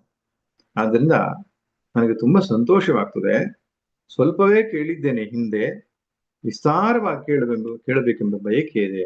ಕೃಷ್ಣ ಅದನ್ನ ಹೇಳು ಎಂಬುದಾಗಿ ಅರ್ಜುನ ಪ್ರಾರ್ಥನೆ ಮಾಡಿಕೊಂಡಿದ್ದಾನೆ. ಇಲ್ಲಿಗೆ 18ನೇ ಶ್ಲೋಕದಲ್ಲಿ ಅರ್ಜುನನ ಪ್ರಾರ್ಥನೆ ಮುಗಿಯಿತು. ಏನ್ ಕೇಳ್ಕೊಂಡಿದ್ದಾನೆ ಅವನು? ಯಾವ್ಯಾವ ರೂಪದಲ್ಲಿ ನಿನ್ನನ್ನ ನಾನು ಧ್ಯಾನಿಸಬಹುದು, ಧ್ಯಾನಕ್ಕೋಸ್ಕರವಾಗಿ ನಿನ್ನ ವಿಭೂತಿಗಳನ್ನ ವಿಸ್ತಾರವಾಗಿ ವರ್ಣಿಸು, ಅದನ್ನ ವರ್ಣಿಸ್ಲಿಕ್ಕೆ ನೀನೇ ಶಕ್ಯನು, ನೀನೇ ಸಾಮರ್ಥ್ಯವುಳ್ಳವನು ಎಂಬುದಾಗಿ ಹೇಳಿಕೊಂಡಿದ್ದಾನೆ. ಇನ್ನು ಭಗವಂತ ಆರಂಭ ಮಾಡ್ತಾನೆ. ಶ್ಲೋಕ ಸಂಖ್ಯೆ 19ರಿಂದ ಅಧ್ಯಾಯದ ಕೊನೆಯವರೆಗೂ ಕೂಡ ಅನೇಕ ವಿಭೂತಿಗಳನ್ನ ಭಗವಂತ ವರ್ಣಿಸ್ತಾನೆ. ಅದಕ್ಕೊಂದು ಪೀಠಿಕೆ ಭಗವಂತ ಹೇಳ್ತಿದ್ದಾನೆ. ಶ್ರೀ ಭಗವಾನುವಾಚ ಅಂತತೆ ಕಥಯಿಷ್ಯಾಮಿ ದಿವ್ಯಾಖ್ಯಾತ್ಮ ವಿಭೂತಯಃ ಪ್ರಾಧಾನ್ಯತಃ ಕುರು ಶ್ರೇಷ್ಠ ನಾಸ್ತ್ಯಂತೋ ವಿಸ್ತರಸ್ಯ ಮೇ. ಹೇ ಕುರುಶ್ರೇಷ್ಠ, ಕುರು ವಂಶದಲ್ಲಿಯೇ ಶ್ರೇಷ್ಠನಾದವನು. ಇದೇ ಒಂದು ವಿಭೂತಿ ಒಂದು ದೃಷ್ಟಿಯ. ಕುರು ವಂಶದಲ್ಲಿ ಯಾರನ್ನ ಧ್ಯಾನಿಸಬಹುದು ಅಂದ್ರೆ ಅರ್ಜುನ ಅಂತ. ಆದ್ರೆ ಇಲ್ಲಿ ಅವನಿಗೆ ಸಂಬೋಧನೆ ಮಾಡಿದ್ದು ಕುರುಶ್ರೇಷ್ಠ ಅಂತ. ಹಂತ ಅಂತ ಹೇಳಿದಾನೆ. ಹಂತ ಎಂಬ ಶಬ್ದಕ್ಕೆ ಅರ್ಥ ಆಗ್ಲಿ, ಸರಿ, ಆಯ್ತಪ್ಪ ಅಂತ ಹೇಳ್ತೇವಲ್ಲ, ಒಪ್ಪಿಕೊಳ್ಳುವಿಕೆ ಅಂತ. ಈಗ ನಾನು ಸಿದ್ಧನಿದ್ದೇನೆ, ನಿನ್ನ ಪ್ರಾರ್ಥನೆಯನ್ನು ಮನ್ನಿಸಿದ್ದೇನೆ, ನಾನೀಗ ವಿವರಿಸ್ತೇನೆ ಅಂತ ಒಪ್ಪಿಕೊಳ್ಳುವಂತ, ಅದಕ್ಕೆ ಹಂತ ಎನ್ನುವ ಶಬ್ದದಿಂದ ಕರೆದಿದ್ದಾರೆ. ದಿವ್ಯಾಹ ಆತ್ಮವಿಭೂತಯ ತೇ ಪ್ರಾಧಾನ್ಯತಃ ಕಥಯಿಷ್ಯಾಮಿ. ನನ್ನ ದಿವ್ಯವಾದ ವಿಭೂತಿಗಳನ್ನ, ಪ್ರಧಾನವಾದದ್ದನ್ನು ನಿಮಗೆ ವರ್ಣಿಸ್ತೇನೆ ಅಂತ ಹೇಳ್ತಾನೆ. ಇಲ್ಲಿ ಪ್ರಾಧಾನ್ಯತಃ ಎಂಬ ಶಬ್ದಕ್ಕೆ ಎರಡು ಅರ್ಥವನ್ನು ಮಾಡ್ತಾರೆ.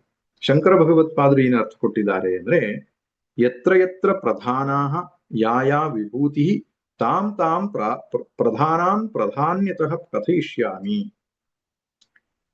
ಅಂದ್ರೆ ಎಲ್ಲೆಲ್ಲಿ ಪ್ರಧಾನವಾದ ವಿಭೂತಿ, ಪ್ರಾಧಾನ್ಯವಾಗಿ ಎಲ್ಲೆಲ್ಲಿ ಯಾವ ಯಾವ ವಿಭೂತಿಗಳಿದೆಯೋ ಪ್ರಧಾನವಾಗಿ ಆಯಾ ಪ್ರಧಾನವಾದ ವಿಭೂತಿಯನ್ನು ನಾನು ಹೇಳ್ತೇನೆ ಅಂತ.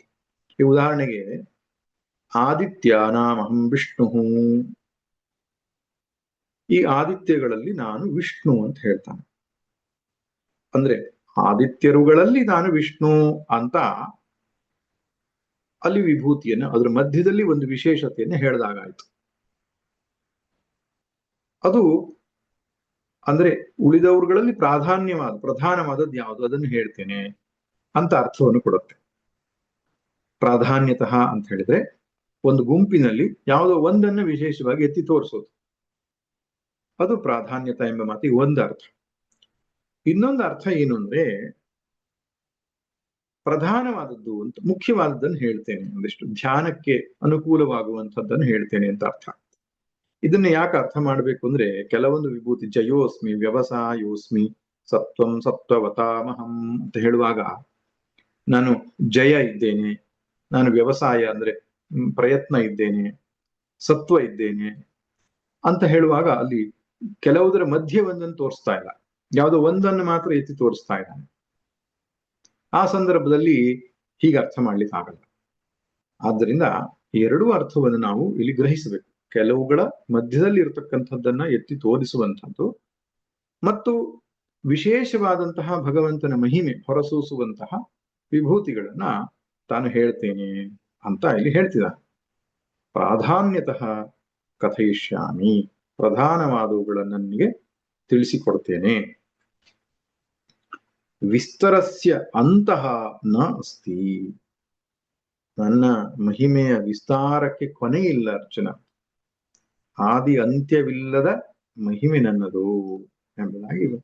ಅವನೇ ಅನಂತ ರೂಪ ಅನಂತ ನಾಮ, ಮಹಿಮೆಗೆ ಕೊನೆ ಇಲ್ಲಿ. ಅದರಿಂದ ಕೆಲವೊಂದಿಷ್ಟನ್ನ ಹೇಳ್ತೇನೆ ಅಂತ ಹೇಳ್ತಿದ್ದಾನೆ. ಸರಿ, ಪ್ರಥಮತವಾಗಿ ಆರಂಭ ಮಾಡ್ತಾನೆ ಭಗವಂತ ಶ್ಲೋಕ ಸಂಖ್ಯೆ 20ರಲ್ಲಿ. ಅಹಮಾತ್ಮ ಗುಡಾಕೇಶ ಸರ್ವಭೂತಾಶಯ ಸ್ಥಿತಃ ಅಹಮಾದಿಶ್ಚ ಮಧ್ಯಂಚ ಭೂತಾನಾಮಂತ ಏವ ಚ. ಇದು ವಿಸ್ತಾರವಾದ ಇನ್ನು ವಿಭೂತಿಗಳ ವರ್ಣನೆ ಬರುತ್ತೆ. ಆದ್ರೆ ಆರಂಭದ ಈ 20ನೇ ಶ್ಲೋಕ ಇದು ಭಗವಂತನ ಯೋಗವನ್ನು ಹೇಳ್ತಾನೆ. ಯೋಗ ಅಂದ್ರೆ ಅವನ ಸಾಮರ್ಥ್ಯ. ಇದೊಂದು ಶ್ಲೋಕದಲ್ಲಿ. ಮತ್ತೆ ಉಳಿದವುಗಳಲ್ಲಿ ವಿಭೂತಿಯನ್ನು ಹೇಳ್ತಾನೆ. ಅವನ ಸಾಮರ್ಥ್ಯ ಏನು ಅಂತ. ಅಹಂ ಸರ್ವಭೂತಾಶಯ ಸ್ಥಿತ ಆತ್ಮ. ನಾನು ಎಲ್ಲ ಜೀವರಾಶಿಗಳ ಒಳಗೆ, ಸರ್ವಭೂತ ಅಂದ್ರೆ ಜೀವ, ಆಶಯ ಅಂದ್ರೆ ಒಳಗೆ, ಸ್ಥಿತ ಇರುವಂತಹ ಆತ್ಮನಿದ್ದೇನೆ. ಆಮೇಲೆ ಭೂತಾನಾಂ ಆದಿಹಿ ಮಧ್ಯಂ ಅಂತಃ ಚ ಅಹಮೇವ. ಈ ಜೀವರಾಶಿಗಳ ಆದಿ, ಮಧ್ಯ ಮತ್ತು ಅಂತ್ಯ ನಾನೇ ಇದ್ದೇನೆ ಅಂತ ಹೇಳ್ತಾನೆ. ಅದು ಅವನ ಸಾಮರ್ಥ್ಯ. ಇದೆರಡು ಸಂಗತಿಗಳಲ್ಲಿ, ಒಂದು ವ್ಯಷ್ಟಿಗತವಾದ ಸಾಮರ್ಥ್ಯ, ಇನ್ನೊಂದು ಸಮಷ್ಟಿಗತವಾದಂತಹ ಅವನ ಸಾಮರ್ಥ್ಯ. ಯೋಗ ತಿಳಿಸಿಕೊಡ್ತಾ ಇದ್ದಾನೆ. ಆದ್ರೆ ಈ ಶ್ಲೋಕದಲ್ಲಿ ಒಂದು ಸಂಬೋಧನೆ, ಗುಡಾಕೇಶ ಅಂತ ಕರೀತಾನೆ. ಗುಡಾಕೇಶ ಎಂಬ ಮಾತಿಗೆ ಅರ್ಥ ಏನು? ಒಂದು ಅರ್ಥ ಗುಡ ಅಂದ್ರೆ ದಟ್ಟವಾದದ್ದು, ದಪ್ಪವಾದದ್ದು ಅಂತ. ಕೇಶ ಅಂದ್ರೆ ಕೂದ್ಲು. ಅರ್ಜುನನಿಗೆ ದಟ್ಟವಾದ ಕೂದಲಿತ್ತಂತೆ. ಮಹಾಭಾರತದ ಕಾಲಘಟ್ಟವನ್ನ ನಿಶ್ಚಯ ಮಾಡ್ತಕ್ಕಂತಹ ಕೆಲವರು ಹೇಳೋದುಂಟು, ಈ ಕುರುಕ್ಷೇತ್ರ ಯುದ್ಧದ ಸಂದರ್ಭದಲ್ಲಿ ಅರ್ಜುನನಿಗೆ ಹತ್ರ 80 ವರ್ಷ ಆಗಿತ್ತು ಅಂತ.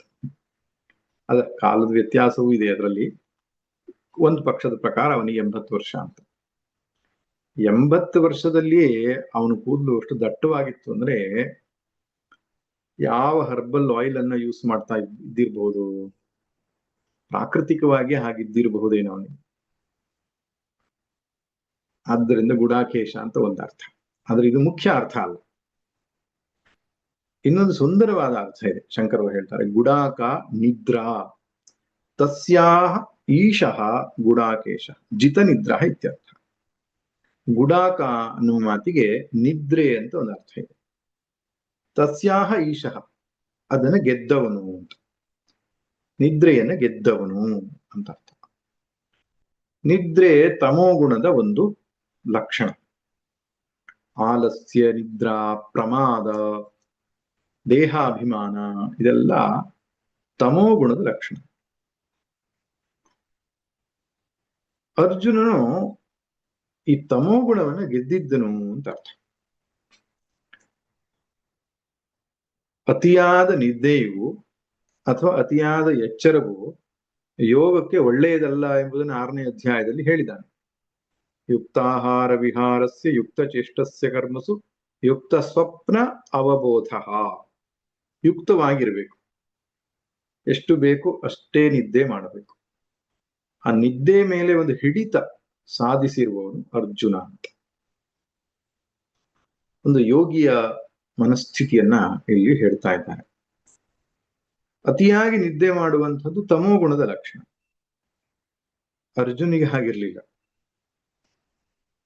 ಇನ್ನೊಂದು ಅಂಶವನ್ನು ಕೂಡ ಹೇಳ್ತಾರೆ. ಅರ್ಜುನಿಗೆ ಎಷ್ಟು ಸಾಮರ್ಥ್ಯ ಇದೆ ಇದ್ರೆ ನಿದ್ದೆ ಮೇಲೆ ಹಿಡಿತ ಸಾಧಿಸಿ ಎಷ್ಟು ದಿನ ಬೇಕಾದರೂ ಅವನು ಎಚ್ಚರ ಆಗಿರಬಲ್ಲ ಅಂತ. ಇವು ಒಂದು ಸಂದರ್ಭ ಬಂತಪ್ಪ, ಯುದ್ಧ ಮಾಡಬೇಕು, ನಿದ್ದೆಗೆಟ್ಟು ಯುದ್ಧ ಮಾಡಬೇಕು. ಅವನಿಗೆ ಮಧ್ಯದಲ್ಲಿ ಎಲ್ಲೋ ನಿದ್ದೆ ಸೆಳೆತ ಆಯ್ತು, ಎಚ್ಚರ ಕಡಿಮೆ ಆಯ್ತು ಅಂತ ಸ್ಥಿತಿ ಬರಲ್ಲ. ಮನಸ್ಸು ಮಾಡಿದ್ರೆ ಎಷ್ಟು ದಿನ ಬೇಕಾದ್ರೆ ಎಚ್ಚರವಾಗಿರಬಲ್ಲ ಅಂತ. ಅದ್ರ ಮೇಲೆ ನಿಯಂತ್ರಣ ಸಾಧಿಸ್ತವನು, ಹತೋಟಿ ಸಾಧಿಸ್ತವನು ಎಂಬ ಅರ್ಥವೂ ಕೂಡ ಆಗ್ತದೆ.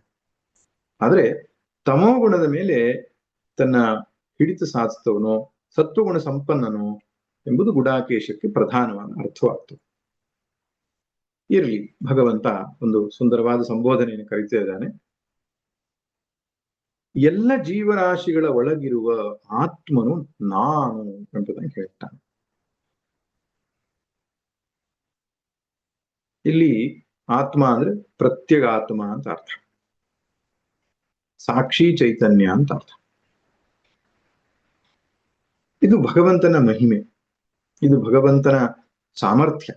ಯಾಕೆಂದ್ರೆ ವೇದಗಳಲ್ಲಿ ಹೇಳುವುದುಂಟು, ತತ್ ಸೃಷ್ಟ್ವ ತದೇವಾನುಪ್ರಾವಿಶತ್. ಜಗತ್ತನ್ನ ಸೃಷ್ಟಿ ಮಾಡಿ, ಜೀವರಾಶಿಗಳನ್ನ ಸೃಷ್ಟಿ ಮಾಡಿ ಭಗವಂತನು ಅದರೊಳಗೆ ಪ್ರವೇಶಿಸಿದನು ಅಂತ. ನಿಜವಾಗಿ ದೇವರು ಒಳಗಡೆಗೆ ಪ್ರವೇಶಿಸಿದನಾ ಅಂತ ಕೇಳಿದ್ರೆ ಇಲ್ಲ, ಪ್ರವೇಶಿಸಿದಂತೆ ಅಂತ. ಈಗ ಪರಮಾತ್ಮನು ಪ್ರವೇಶಿಸಬೇಕಾದ್ರೆ ಅವನು ಇಲ್ಲದ ಜಾಗ ಇರಬೇಕು, ಅವಾಗ ಪ್ರವೇಶ ಸಾಧ್ಯ ಆಗ್ತದೆ. ಗಾಳಿ ಇಲ್ಲಿಂದ ಇನ್ನೆಲ್ಲಿಗೋ ಹೋಯ್ತು ಅಂತ ಹೇಳುವಾಗ ಅಲ್ಲಿ ಗಾಳಿ ಕಡಿಮೆ ಇತ್ತು, ಇಲ್ಲಿ ಗಾಳಿ ಜಾಸ್ತಿ ಹೋಯ್ತು ಅಂತ. ಇಲ್ಲದ ಕಡೆಯಲ್ಲಿ ಇದ್ದದ್ದರಿಂದ ಬರುವುದು ಸಹಜ ಇದೆ, ನೀರಿಲ್ಲದ ಕಡೆಯಲ್ಲಿ ನೀರು ಹೋಗುವುದು ಸಹಜ ಇದೆ. ಈಗ ಸರ್ವವ್ಯಾಪಕನಾದ ಪರಮಾತ್ಮನು ಪ್ರವೇಶಿಸಿದ, ತತ್ಸೃಷ್ಟ ತದೇವಾನುಪ್ರಾವಿಶತ, ಪ್ರವೇಶಿಸಿ, ಅನುಪ್ರವೇಶ ಅಂತ ಕರೀತಾರೆ. ಅದು ಹೇಗೆ ಸಾಧ್ಯ? ಅದು ಮಾಯೆಯಿಂದ. ಹೇಗಪ್ಪ ಅಂತ ಹೇಳಿದ್ರೆ, ಈಗ ನೋಡಿ, ಮಡಿಕೆಯನ್ನು ನಾವು ಮಾಡ್ತೇವೆ. ಮಡಿಕೆ ಸೃಷ್ಟಿಯಾದ ಮೇಲೆ ಆಕಾಶ ಒಳಗೆ ಪ್ರವೇಶಿಸಿತು ಅಂತ ಹೇಳಿದ್ರೆ, ಒಬ್ಬ ಅಜ್ಞನಿಗೆ ಅದು ಚೆನ್ನಾಗಿರತ್ತೆ ಕೇಳಲಿಕ್ಕೆ. ಮುಂಚೆ ಇರ್ಲಿಲ್ಲ, ಈಗ ಪ್ರವೇಶ ಆಯ್ತು ಅಂತ. ಅಂದ್ರೆ ವಾಸ್ತವವಾಗಿ ಹಾಗಾಯ್ತಾ? ಇಲ್ಲ. ಆಕಾಶ ಮುಂಚೆ ಇತ್ತು, ಆಕಾಶದಲ್ಲೇ ಗಡಿಗೆ ಎನ್ನುವ ರೂಪ ಉಂಟಾಯ್ತು. ರೂಪ ಉಂಟಾದಾಗ ಆಕಾಶ ಅದರೊಳಗೆ ಅವಚ್ಛೇದವಾದ ಹಾಗೆ, ಪರಿಚ್ಛಿನ್ನವಾದ ಹಾಗೆ ಆಯ್ತು. ಆದ ಹಾಗೆ ಆಯ್ತು ಹೊರತು ಪ್ರವೇಶ ಮಾಡಲಿಲ್ಲ. ಮನೆ 4 ಗೋಡೆಗಳನ್ನ ಕಟ್ಟಿ ಚಾವಣಿಯನ್ನ ಹಾಕಿದ ಮೇಲೆ ಆಕಾಶ ಒಳಗಡೆಗೆ ಬರುವುದಲ್ಲ. ಆಕಾಶ ಮುಂಚೆನೇ ಇತ್ತು, ಗೋಡೆಗಳನ್ನ ಕಟ್ಟಿದಾಗ ಒಳಗೆ ಪ್ರವೇಶಿಸಿದಂತೆ ಆಯ್ತು. ಕನ್ನಡಿ ಮುಂದೆ ಒಬ್ಬ ವ್ಯಕ್ತಿ ನಿಂತುಕೊಂಡಾಗ ಅವನ ಪ್ರತಿಬಿಂಬ ಒಳಗೆ ಪ್ರವೇಶಿಸಿತು ಅಂತ ಹೇಳಿದ್ರೆ ಹೇಗೆ? ಹಾಗಿಲ್ಲ. ಅದು ಪ್ರತಿಬಿಂಬ ಅನ್ನುವಂಥದ್ದು ಕನ್ನಡಿಯಲ್ಲಿ ಯಾವುದೇ ವಸ್ತು ಬಂದ್ರು ಅದ್ರ ಪ್ರತಿಬಿಂಬ ಅದರಲ್ಲಿ ತೋರಿಕೊಳ್ತದೆ. ಹಾಗೆ ಅದು ಪ್ರತಿಬಿಂಬವಾದ, ಆಭಾಸವಾದ, ಅವಚ್ಛೇದವಾದ ಮುಂತಾದ ವಾದಗಳು ವೇದಾಂತದಲ್ಲಿದೆ, ಇದೆಲ್ಲ ವರ್ಣನೆ ಮಾಡೋದಕ್ಕೆ. ವಾಸ್ತವವಾಗಿ ಭಗವಂತ ಪ್ರವೇಶಿಸಿದ್ದಲ್ಲ. ಅವನು ಒಬ್ಬನೇ ಆಕಾಶದ ಹಾಗೆ ಯಾವಾಗಲೂ ಇದ್ದನು. ಜೀವಗಳ ಸೃಷ್ಟಿಯಾದಾಗ ಅದರಲ್ಲಿ ಆಭಾಸ ರೂಪದಲ್ಲಿ ತೋರಿಕೊಳ್ತಾನೆ. ಆಭಾಸ ರೂಪದಲ್ಲಿ ತೋರಿಕೊಳ್ಳುವುದನ್ನೇ ಅನುಪ್ರವೇಶ ಅಂತ ಕರೆಯುತ್ತೆ. ಅಂದ್ರೆ ಅಂತಃಕರಣ ಉಂಟಾದಾಗ, ಅಂತಃಕರಣದಲ್ಲಿ ಚೇತನದ ಆಭಾಸ ಏನು ಉಂಟಾಗತ್ತೆ, ಚೈತನ್ಯದ ಆಭಾಸ, ಚಿದಾಭಾಸ, ಅದನ್ನ ಪ್ರವೇಶ ಅಂತ ಕರೆದಿದ್ದಾರೆ. ಆದ್ದರಿಂದ ಎಲ್ಲ ಜೀವರಾಶಿಗಳ ಒಳಗೆ ಆತ್ಮರೂಪದಿಂದ ಇರುವವನು ನಾನೇ, ಅದು ನನ್ನ ವಿಶೇಷ ಸಾಮರ್ಥ್ಯ ಎಂಬುದಾಗಿ. ಇದರಲ್ಲಿ ಜೀವ ಬ್ರಹ್ಮೈಕ್ಯ ವಿಷಯವನ್ನ ಹೇಳಿದ್ದಾರೆ ಎಂಬುದಾಗಿ ಹೇಳ್ತಾರೆ. ಎಲ್ಲ ಜೀವರಾಶಿಗಳ ಆತ್ಮನಾಗಿ, ಚೈತನ್ಯನಾಗಿ, ಸಾಕ್ಷಿಯಾಗಿ ಇರುವವನು ನಾನೇ ಎಂಬುದಾಗಿ ಭಗವಂತ ಹೇಳ್ತಾ ಇದ್ದಾನೆ. ಇದು ಉಪಾಸನೆಗಾಗಿದ್ದು ಹೇಳಿದ್ದು ಅಂತ ತೆಗೆದುಕೊಳ್ಳಿಕ್ ಬರಲ್ಲ. ಆತ್ಮವನ್ನ ನಾವು ವಿಚಾರಿಸಬೇಕು, ಜ್ಞಾನದಿಂದ ಅರಿತುಕೊಳ್ಳಬೇಕು. ಅದು ಉಪಾಸನೆಯ ವಿಷಯವಲ್ಲ. ಉಪಾಸನೆಗೆ ಭಗವಂತನ ಸಗುಣ ನಾಮರೂಪಗಳನ್ನ ತೆಗೆದುಕೊಳ್ಳಬೇಕಾಗ್ತದೆ. ಆದ್ದರಿಂದ ಇದು ಅವನ ಯೋಗ, ಅವನ ಸಾಮರ್ಥ್ಯ. ಅಷ್ಟೇ ಅಲ್ಲ, ಜೀವರಾಶಿಗಳ ಸೃಷ್ಟಿ ಸ್ಥಿತಿ ಲಯ ನಾನೇ ಎಂಬುದಾಗಿ. ಅಂದ್ರೆ ಚರಾಚರ ಜಗತ್ತಿಗೆ ನಾನು ಕಾರಣನು ಅಂತ ಹೇಳ್ತಾನೆ. ಆದಿ ಮಧ್ಯ ಅಂತ್ಯ ಎಂಬ ಮಾತಿಗೆ ಅರ್ಥ ಏನು? ಮೂಲ ಕಾರಣನು ನಾನು, ಜಗತ್ ಕಾರಣ ರೂಪದಿಂದ ನನ್ನ ಯೋಗವನ್ನ ನೋಡು ಅಂತ. ಪಶ್ಚಮೇ ಯೋಗಮೈಶ್ವರಂ, ಪುರುಷ ಏವ ಇದಗಂ ಸರ್ವಂ ಯದ್ಭೂತಂ ಯಚ್ಚ ಭವ್ಯಂ. ಇದೆಲ್ಲವೂ ಕಾಣುತ್ತಿರುವ ಪ್ರಪಂಚವೂ ಭಗವಂತನೇ, ಹಿಂದೆ ಇದ್ದದ್ದು ಭಗವಂತನೇ, ಮುಂದೆ ಆಗುವುದು ಭಗವಂತನೇ. ಅಂದ್ರೆ ಅವನೊಬ್ಬನೇ ಜಗದ್ರೂಪದಿಂದ ಇದ್ದಾನೆ. ಜೀವರೂಪದಿಂದ ಇರುವುದು ಅವನೇ, ಜಗದ್ರೂಪದಿಂದ ಇರುವುದು ಅವನೇ ಎಂಬುದಾಗಿ ತನ್ನ ಯೋಗವನ್ನ ಹೇಳಿದ. ಇನ್ನು ಮುಂದಕ್ಕೆ ವಿಭೂತಿಗಳನ್ನು ವಿಸ್ತರಿಸ್ತಾನೆ. 21ನೇ ಶ್ಲೋಕ. ಆದಿತ್ಯಾನಾಮಹಂ ವಿಷ್ಣು ಜ್ಯೋತಿಷಾಂ ರವಿರಂಶುಮಾನ್ ಮರೀಚಿರ್ಮರುತಾಮಸ್ಮಿ ನಕ್ಷತ್ರಾಣಾಮಹಂ ಶಶಿ. ಹೇಳ್ತಾರೆ 70 ವಿಭೂತಿಗಳಿದೆ ಅಂತ. ಮೊದಲನೇ ವಿಭೂತಿಯನ್ನ ಅವನು ಹೇಳ್ತೇನೆ. ಆದಿತ್ಯಾನಾಂ ಅಹಂ ವಿಷ್ಣು, ಆದಿತ್ಯರುಗಳಲ್ಲಿ ನಾನು ವಿಷ್ಣು. ಜ್ಯೋತಿಷಾಂ ರವಿರಂಶುಮಾನ್, ಬೆಳಕು ಜ್ಯೋತಿಸ್ಸುಗಳಲ್ಲಿ ಅಂದ್ರೆ ಬೆಳಕನ್ನ ನೀಡುವ ವಸ್ತುಗಳಲ್ಲಿ ನಾನು ಅಂಶುಮಂತನಾದ ರವಿ. ಅಂಶು ಅಂತ ಹೇಳಿದ್ರೆ ಕಿರಣವನ್ನ ಹೊಂದಿರೋದ್ರಿಂದ ಅಂಶುಮಾನ್ ಅಂತ ಕರೀತಾರೆ ಸೂರ್ಯನಿಗೆ. ಆದ್ರಿಂದ ನಾನು ಬೆಳಕನ್ನ ಹೊಂದಿರುವ ವಸ್ತುಗಳಲ್ಲಿ ನಾನು ಸೂರ್ಯನು. ಮರೀಚಿರ್ ಮರುತಾಮಸ್ಮಿ, ಮರುತ್ತುಗಳಲ್ಲಿ ನಾನು ಮರೀಚಿಯು. ನಕ್ಷತ್ರಾಣಾಮಹಂ ಶಶಿ, ನಕ್ಷತ್ರಗಳಲ್ಲಿ ನಾನು ಚಂದ್ರನು. ಕೆಲವೊಂದರ ಮಧ್ಯದಲ್ಲಿ ವಿಶೇಷವಾದನ್ನು ತೋರಿಸ್ತಾ ಇದ್ದಾನೆ. ಇದು ಯಾಕಪ್ಪ ಅಂದ್ರೆ ಆಲಂಬನೆಗಾಗಿ. ಈಗ ಇಂಥದ್ದನ್ನ ತುಂಬಾ ಹೇಳ್ಬಹುದು. ಈಗ ಪ್ರಾಣಿಗಳಲ್ಲಿ ಯಾವುದು? ನಾನು ಗೋವು. ಈಗ ಗೋವನ್ನ ಒಬ್ಬನು ತೆಗೆದುಕೊಂಡು ಧ್ಯಾನ ಮಾಡಿದ, ಗೋವಿನಲ್ಲಿ ಮುಕ್ಕೋಟಿ ದೇವತೆಗಳಿದ್ದಾರೆ ಅಂತ ಹೇಳ್ತಾರೆ. ಗೋವನ್ನೇ ಧ್ಯೇಯವಾಗಿ ತೆಗೆದುಕೊಂಡು ಆ ಗೋವಿನಲ್ಲಿ ಚರಾಚರ ಪರಮಾತ್ಮನ ಚರಾಚರಾತ್ಮಕನಾದ ಅಂದ್ರೆ ವಿಶ್ವರೂಪನಾದ ಭಗವಂತನನ್ನು ಕಾಣುವುದು, ಭಗವಂತನ ಉಪಾಸಿಸೋ ಧ್ಯೇಯ ವಸ್ತು ಯಾವುದು? ಅಲ್ಲಿ ವಿಶ್ವರೂಪನಾದ ಭಗವಂತ. ಆಲಂಬನೆ ಯಾವುದು? ಗೋವು. ಈಗ ಆಲಂಬನೆಗಳನ್ನ ಇಲ್ಲಿ ತೋರಿಸ್ತಾ ಇದ್ದಾನೆ. ಅತ್ಯಂತ ಸಾತ್ವಿಕವಾದ ಶ್ರೇಷ್ಠವಾದ ಆಲಂಬನೆಗಳನ್ನು ತೋರಿಸ್ತಾ ಇದ್ದಾನೆ. ಆ ಆಲಂಬನೆಗಳಲ್ಲಿ ನಾವು ಯಾವುದನ್ನ ನೋಡ್ಬೇಕು? ವಿರಾಟ್ ರೂಪನಾದ ಪರಮಾತ್ಮನ ನೋಡ್ಬೇಕು. ಅದಕ್ಕೆ ನಮ್ಮಲ್ಲಿ ಈ ಮೂರ್ತಿ ಪೂಜೆ ಅಂತ ಹೇಳ್ತಾರಲ್ಲ, ಅದರ ವ್ಯುತ್ಪತ್ತಿ ಹೇಗೆಂದ್ರೆ ಮೂರ್ತೌ ಪೂಜಾ, ಮೂರ್ತೇಹೇ ಪೂಜಾ ಅಲ್ಲ. ನಾವು ಆ ಕಲ್ಲನ್ನು ಪೂಜಿಸ್ತಾ ಇಲ್ಲ, ಕಲ್ಲಿನಲ್ಲಿ ಅಥವಾ ಆ ಪ್ರತಿಮೆಯಲ್ಲಿ ಸೃಷ್ಟಿಕರ್ತನಾದ ಪರಮಾತ್ಮನನ್ನು ಪೂಜಿಸ್ತಾ ಇದ್ದೇವೆ. ಅದೊಂದು ಆಲಂಬನ ಅಷ್ಟೇ ನಮಗೆ. ಆದ್ರಿಂದ ಇಲ್ಲಿ ಅನೇಕ ಆಲಂಬನಗಳನ್ನು ಕೊಡಬಹುದು. ದೇಶಗಳಲ್ಲಿ ನಾನು ಭಾರತ ದೇಶ ಅಂತ ಕೊಡ್ಬೋದು. ಗ್ರಂಥಗಳಲ್ಲಿ ನಾನು ಶಾಸ್ತ್ರಗಳಲ್ಲಿ ನಾನು ವೇದ ಎಂಬುದಾಗಿ ಹೇಳಬಹುದು. ವೇದಗಳ ಮಂತ್ರಗಳಲ್ಲಿ ನಾನು ರುದ್ರ ಮಂತ್ರ ಎಂಬುದಾಗಿ ಹೇಳಬಹುದು. ರುದ್ರ ಮಂತ್ರದಲ್ಲಿ ನಾನು ನಮಸ್ಸೋಮಾಯಚ ಎನ್ನುವ ಅನುವಾಕ ಅಂತ ಹೇಳ್ಬೋದು. ನಮಸ್ಸೋಮಾಯಚ ಎನ್ನುವ ಅನುವಾಕದಲ್ಲಿ ನಾನು ನಮಃ ಶಿವಾಯ ಎನ್ನುವ ಪಂಚಾಕ್ಷರ ಅಂತ ಹೇಳ್ಬೋದು. ನಮಃ ಶಿವ ಎಂಬ ಪಂಚಾಕ್ಷರದಲ್ಲಿ ಶಿವ ಎಂಬ 2 ಅಕ್ಷರಗಳು ನಾನು ಅಂತ ಹೇಳ್ಬೋದು. ಹೀಗೆ ಧರ್ಮಗಳಲ್ಲಿ, ಪಂಥಗಳಲ್ಲಿ ಹಿಂದೂ ಧರ್ಮ ನಾನು ಅಂತ ಹೇಳ್ಬೋದು. ಸ್ಮೃತಿ ಗ್ರಂಥಗಳಲ್ಲಿ ನಾನು ಭಗವದ್ಗೀತೆ ಅಂತ ಹೇಳ್ಬೋದು. ಹೀಗೆ ಯೋಚನೆ ಮಾಡ್ತಾ ಹೋದ್ರೆ ನಮಗೂ ಅಂಥ ಅನೇಕ ವಿಭೂತಿಗಳು ಗೋಚರ ಆಗ್ತದೆ.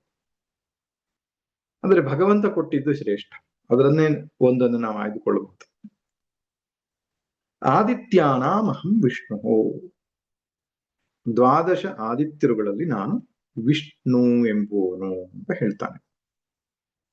ಇದಕ್ಕೆ 2 ರೀತಿಯ ವಿವರಣೆ ಇದೆ.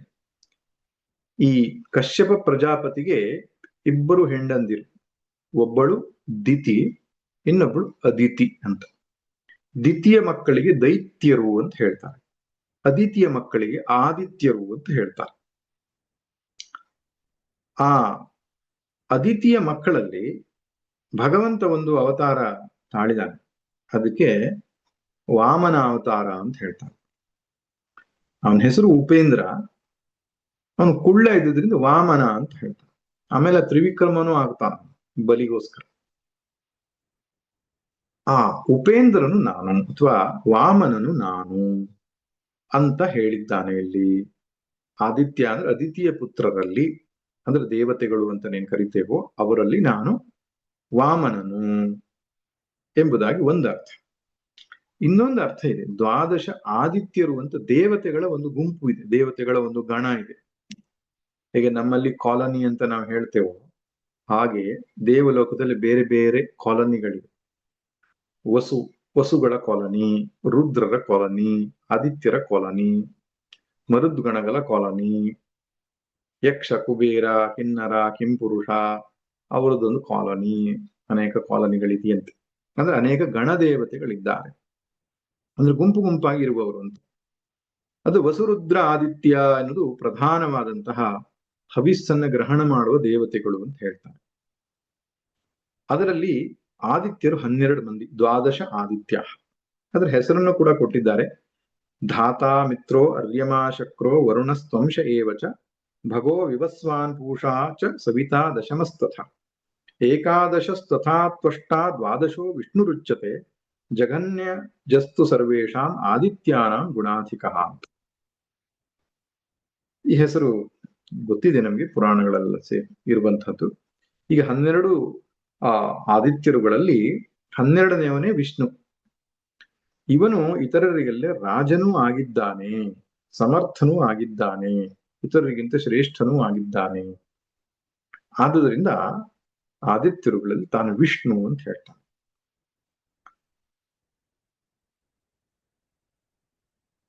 ಈ ದ್ವಾದಶ ಆದಿತ್ಯರ ಬಗ್ಗೆ ಇನ್ನೊಂದು ವರ್ಣನೆ ಕೂಡ.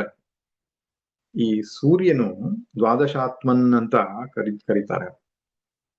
12 ತಿಂಗಳುಗಳಲ್ಲಿ 12 ರೀತಿಯ ರೂಪವನ್ನ ಧರಿಸ್ತಾನೆ. ಒಂದೊಂದು ತಿಂಗಳಲ್ಲಿ ಒಂದೊಂದು ರೂಪ, ಆ ಒಂದೊಂದು ರೂಪಕ್ಕೆ ಒಂದೊಂದು ಹೆಸರು ಅಂತ. ಈಗ ಧಾತೃ, ಮಿತ್ರ, ಅರ್ಯಮ ಅಂತ ಪ್ರತಿ ತಿಂಗಳಲ್ಲಿ ಆ ಸೂರ್ಯನು ಕಾಣಿಸಿಕೊಳ್ಳುವ ಬಗೆ, ಅದೇ ಅವನ 12 ಹೆಸರುಗಳು ಅನ್ನುವ ವಿವರಣೆಯೂ ಇದೆ. ಅದರಲ್ಲಿ ಕಾರ್ತೀಕ ಮಾಸದಲ್ಲಿ ತೋರುವಂತಹ ಸೂರ್ಯನಿಗೆ ವಿಷ್ಣು ಎಂಬುದಾಗಿ ಕೂಡ ಕರೀತಾರೆ. ಒಟ್ಟಿನಲ್ಲಿ ಈ ಆದಿತ್ಯರುಗಳಲ್ಲಿ ವಿಷ್ಣು ಎನ್ನುವ ದೇವತೆ ಪರಮಾತ್ಮನ ವಿಭೂತಿ ಎಂಬುದಾಗಿ ತೆಗೆದುಕೊಳ್ಬಹುದು. ಆದ್ದರಿಂದ ಆ ವಿಷ್ಣು ಅನ್ನುವ ದೇವತೆಯಲ್ಲಿ ವಿಶ್ವರೂಪನಾದ ಪರಮಾತ್ಮನನ್ನ ನಾವು ಉಪಾಸನೆ ಮಾಡಬಹುದು ಎಂಬುದು ಇದರ ವಿಷಯ. ಆಮೇಲೆ ಮುಂದುವರಿದು ಜ್ಯೋತಿಷಾಂ ರವಿರಂಶುಮಾನ್, ಬೆಳಕನ್ನೀಯುವ ವಸ್ತುಗಳಲ್ಲಿ. ಜ್ಯೋತಿಷ್ ಅಂದ್ರೆ ಬೆಳಕು, ಜ್ಯೋತಿ ಅಂದ್ರೆ ಬೆಳಕು. ಅದರಲ್ಲಿ ನಾನು ಅಂಶುಮಾನ ಆಗಿರುವ ಅಂಶುಮಂತನಾದ ರವಿ ಅಂದ್ರೆ ಸೂರ್ಯದೇವರು ಅಂತ. ಅಸವ್ಯೋ ವಸತ್ಪತಿ ನೀಲಗ್ರೀವೋ ವಿಲೋಹಿತ ಉತೈನಂ ಗೋಪ ಅದೃಶನ್ನದೃಶನ್ನುದಹಾರ್ಯ.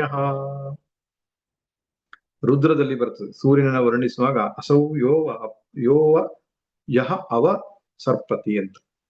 ಕಣ್ಣಿಗೆ ಕಾಣುವ ಈ ದೇವರು ಇದ್ದಾನೆ ಅಲ್ಲೋಗೋ, ಅವನು ಹೋಗುತ್ತಿದ್ದಾನೆ, ಅವನು ಚಲಿಸುತ್ತಿದ್ದಾನೆ. ನೀಲಗ್ರೀವೋ ವಿಲೋಹಿತ ಅಂತ. ನೀಲಗ್ರೀವ ಅಂದ್ರೆ ಶಿವ, ವಿಲೋಹಿತ ಅಂದ್ರೆ ಕೆಂಪು ಬಣ್ಣವುಳ್ಳವ. ನೀಲಗ್ರೀವನಾದ ಕೆಂಪು ಬಣ್ಣದವನಾದ ಆ ದೇವರು ಅಗೋ ಅಲ್ಲಿ ಹೋಗುತ್ತಿದ್ದಾನೆ. ಉತೈನಂ ಗೋಪ ಅದೃಶನ್ ಉದಹಾರ್ಯ. ಹಸುಗಳನ್ನೇ ಮೇಯಿಸು ಹೋಗುವ ಗೋಪಬಾಲಕರು, ನೀರನ್ನ ತರುವ ಹೆಣ್ಣು ಮಕ್ಕಳು ಕೂಡ ಆ ದೇವರನ್ನ ಪ್ರತ್ಯಕ್ಷವಾಗಿ ನೋಡಬಹುದಾಗಿದೆ. ಅಂತಹ ದೇವರು ಹೋಗುತ್ತಿದ್ದಾನೆ ಅಂತ ಸೂರ್ಯನನ್ನ ವರ್ಣಿಸುವುದು ಉಂಟು. ಸೂರ್ಯನ ಬಗ್ಗೆ ಇರತಕ್ಕಂತಹ ಸೌರ ಸೂಕ್ತಗಳು ಎಂಬುದಾಗಿ ಕರೆಯಲ್ಪಡುವ ಮಂತ್ರಗಳಿವೆ. ಅಷ್ಟೇ ಅಲ್ಲದೆ ಪ್ರಸಿದ್ಧವಾಗಿ ರಾಮಾಯಣದಲ್ಲೇ ಬರತಕ್ಕಂತಹ ಆದಿತ್ಯ ಹೃದಯ, ರಶ್ಮಿಮಂತಂ ಸಮುದ್ಯಂತಂ, ಈ ರೀತಿಯಾಗಿ ಅನೇಕ ನಾಮಗಳಿಂದ ಸೂರ್ಯನ ಸ್ತುತಿಸಿದ್ದು ಕಾಣಿಸುತ್ತೆ. ಬೆಳಕನ್ನೀಯ ವಸ್ತುಗಳು ಸೂರ್ಯನನ್ನು ನಾವು ಭಗವಂತನ ಪ್ರತೀಕವಾಗಿ ತೆಗೆದುಕೊಳ್ಳಬಹುದು. ಬೆಳಕನ್ನು ಕೊಡುವ ವಸ್ತುಗಳು ಯಾವುದು? ಗ್ರಹಗಳಿದೆ, ಆಮೇಲೆ ಅಗ್ನಿ ಇದೆ, ಹಾಗೆ ಕೃತಕವಾಗಿ ನಿರ್ಮಿತವಾದ ಕೆಲವು ಬೆಳಕುಗಳಿದೆ, ಕೆಲವು ಯಾವುದೋ ಒಂದು ಕೀಟ ಇದೆಯಲ್ಲ, ಆ ಕೀಟದ ಹಿಂಭಾಗದಿಂದಲೂ ಬೆಳಕು ಬರ್ತದೆ, ಮಿಂಚುಗಳ ತಡಿತ್ತು, ಮಿಂಚಿನಿಂದಲೂ ಬೆಳಕು ಬರ್ತದೆ. ಹೀಗೆ ಬೆಳಕು ಕೊಡುವ ಅನೇಕ ವಸ್ತುಗಳಿದೆ. ಆದ್ರೆ ಅವುಗಳಲ್ಲಿ ಉಪಾಸನೆಗೆ ತೆಗೆದುಕೊಳ್ಳಬಹುದಾದಂತಹ ವಸ್ತು, ವಿಭೂತಿ ಯಾವುದಪ್ಪ ಅಂದ್ರೆ ಸೂರ್ಯನು ಎಂಬುದಾಗಿ ಭಗವಂತ ಇಲ್ಲಿ ಹೇಳ್ತಾ ಇದ್ದಾರೆ. ಆ ಸೂರ್ಯನ ಮಹಿಮೆ ಅಪಾರವಾದದ್ದು. ಅದನ್ನು ನಾವು ಚರ್ಚಿಸುತ್ತಾ ಕುಳಿತುಕೊಂಡ್ರೆ ಅಧ್ಯಾಯ ಮುಂದಕ್ಕೆ ಹೋಗೋದಿಲ್ಲ. ಸಂಕ್ಷಿಪ್ತವಾಗಿ ಒಂದಿಷ್ಟು ಅಂಶಗಳನ್ನು ನೋಡ್ತಾ ನಾವು ಶ್ಲೋಕಗಳನ್ನು ನೋಡೋಣ. ನಾಳೆ ಮತ್ತೆ ಮುಂದುವರಿಯುತ್ತೆ. ಸರ್ವೇ ಭವಂತು ಸುಖಿನಃ, ಸರ್ವೇ ಸಂತು ನಿರಾಮಯಾಃ, ಸರ್ವೇ ಭದ್ರಾಣಿ ಪಶ್ಯಂತು ಮಾ ಕಶ್ಚಿತ್ ದುಃಖಭಾಗ್ ಭವೇತ್. ಓಂ ಶಾಂತಿ ಶಾಂತಿ ಶಾಂತಿ. ನಾರಾಯಣ ನಾರಾಯಣ ನಾರಾಯಣ.